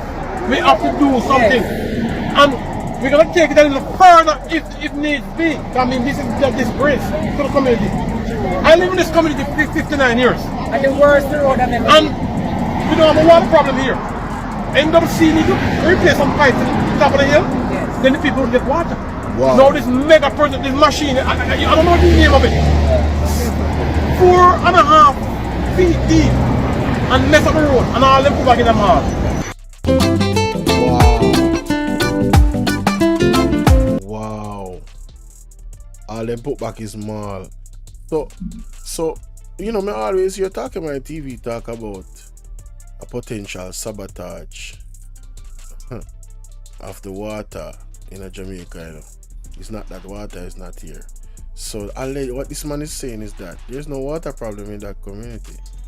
The NWA allegedly damaged some pipes with a machine, a big machine, and all they did was not fix the pipe, then just put mall over the something. And I want to ask you Jamaicans out there, how many times have you seen the NWA come and dig up the road and there's something don't fix and then put mall and put it back in there? So again, that is more than possible. It is more than possible, ladies and gentlemen. I'm not saying that's what happened, you know. I'm saying it's more than possible. So it's very interesting. This story is very interesting. But Marlon Mallow, yeah, you're being called to the carpet. The people are upset in your area. I guess everybody is being exposed. Is she retiring? Is she one of the persons retiring? I'm just asking, you know, because I don't really know. Right? I'm glad say the gentleman asked him, because the gentleman that you see behind Marlon Mallow over here, you know, is from the PMP, you know. And he asked them, you know, who organized this protest? You get me? Yeah, because you know them are gonna say, oh, the PMP again. I try for cause strife. Don't end it. But let's hear the second part of this this audio. If them live there. Pop Tory give me. My wisdom warriors taking more there. Until we must be satisfied with that. So that's what I'm talking about. Need to know too. The Prime Minister came to my hall and talk about this mega project and you people didn't have water for 40 years, they're gonna get water now. That's a lie. So, how long ago was that? 11 months. No, it's actually and at the same time when they start the project. Yeah. He comes some time before the local government election. So Andrew owners come before local government election and tell the man say them are gonna have water, They haven't had water for 40 years and them gonna have water now. Hold on there. No, let me slow that down. I don't want to tell a lie upon a soul. That is not my intention. Make me slow this down a little bit. This will get more interesting than I ever thought. Hold on there. Pop, Tory, give me. My wisdom warriors taking more there. And tell me we must be satisfied with that. So that's what I'm about. Need to know too. The Prime Minister came to my hall and talked about this mega project and you these people didn't have water for 40 years, they don't get water now. That's a lie. So he tell him man say him don't have water for 40 years and him will get water now. But What the hell? Oh my God, no way. Emotional damage. Brother. All lies will be exposed. Brother. That's all. And anyone who takes that the wrong way, know why they take it the wrong way. So let me get this straight. Allegedly, what this man is saying is that Andrew Onis come in me yard, you know. Right? This is what the man is saying. And tell him say, him never have no water for 40 years and him will get water now. And it's important to note that this was just before when? The local government election. And the local government election gone in a jenka people. And the man still not have the situation fixed, you know. So is it a situation where Andrew is gonna come promise the people them a bag of goods and left them hanging? Is it possible that that was a promise made to the people of this constituency to ensure that they voted for the Jamaica Labour Party in the local government election? Andrew, come to the carpet, them general, because I think I get spicy, so boy. So that's what I'm about. Need to know too. The Prime Minister came to my hall and talked about this mega project and you these people didn't have water for 40 years, they don't get water now. That's a lie. So 11 months. On the ear when the man said earlier that this place don't have a water problem. So are they manufacturing lies to tell the people and to get them vote? Thinking say people them don't know their own history. Yo, this is deep, man. I'm just asking questions. This is all alleged. I was not there, but this is mighty interesting. It's actually the same time when they start the project. Yeah. He comes some time before the local government election. This is not political thing. This is about the people dissatisfied. You hear him say a while ago? This is not a political thing. This is about the people being dissatisfied and disgruntled. So Andrew Onis, don't come blame the PNP for this year. The man say, you come in my yard and promise him. So them all get them things sorted out. And local government election gone from what, February, March, and it's still not sorted out. You remember good? So how it go? Andrew, how it go? How it go, Andrew? Uncle, we are not pleased with our representation. Thank you. Yeah, we're in the community of Mayal, guys. We're residents from the CDC. I've decided to do a peaceful demonstration with some placards. As you can see, it's majority elderly people who have vehicles, but their roads have been dug up for so long and all they have been receiving are empty promises. As leader, Me glad how them say. Yo. Marlon Malou, Andrew Onis. Whew. Feet to the fire, man. Everywhere him turn Makachuki, you know. Andrew Onis not realize it. The kingdom are falling, my general. Kingdom is falling down. It's coming down, down, down. It's coming down. I'm gonna talk about the glory of the Lord. You remember good. At the wrath I gotta come down upon you. This not look good, my general. Marlon Malau, how I go on? Marlon? What's going on, Marlon? The people have spoken. Has anybody gotten any did any statement come out from Marlon Mallow about the situation that anybody knows of? Please let me know in the comment section. I would like to follow up. Because you know, it's very interesting. But these are all allegations, I mean, but hey, for them to come out and protest, you know,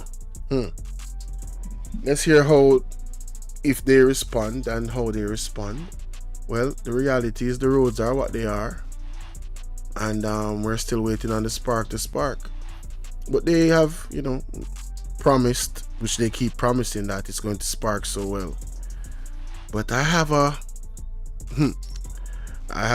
good feeling that, you know, this government, you know, the hands of the Lord is waving against them, and it doesn't matter what they put their hands to, it's going to be washed away, just like how the storms are washing away the fruits from the trees and taking the trees with them in some cases.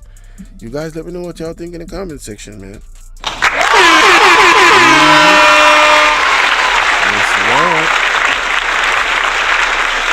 Alright, I'm gonna leave it right there, ladies and gentlemen. I'm gonna leave it right there. I got enough content to last for the whole entire day. I'm gonna be now working behind the scenes to get these out. Shout out to the people that came through and got the exclusive. You notice I didn't really do any advertisement for these videos at all, you know, and I have another one right now editing. That's a big one. Good morning to you, Shay Rock. Good morning, Sharon. This is just a behind the scenes video. I mean, you're basically watching me go through all the steps it's necessary to like put a video together and do research in real time and stuff like that.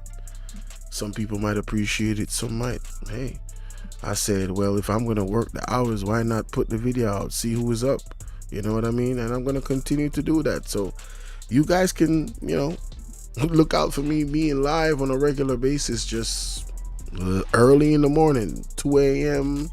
to 6 a.m. in the lab, just putting in work behind the scenes, which is really not behind the scenes anymore because it's public, but you know what I mean. All right, yeah, thank you guys so much for coming through, and you guys have a wonderful day. The first premiere is going to start at 9 a.m. ladies and gentlemen, and I suggest you don't miss it, man. If you're not yet a part of the WhatsApp group, also the notification is on. Okay, good. Yeah, hit the notification bell and click all, ladies and gentlemen. It's very important, extremely important that you do that. All right, that's my overlay right there. Subscribe to all the platforms. Yes, subscribe to all 3 platforms, ladies and gentlemen, if you have not already. Again, have a wonderful day. Now the rest of the work begins. See ya later.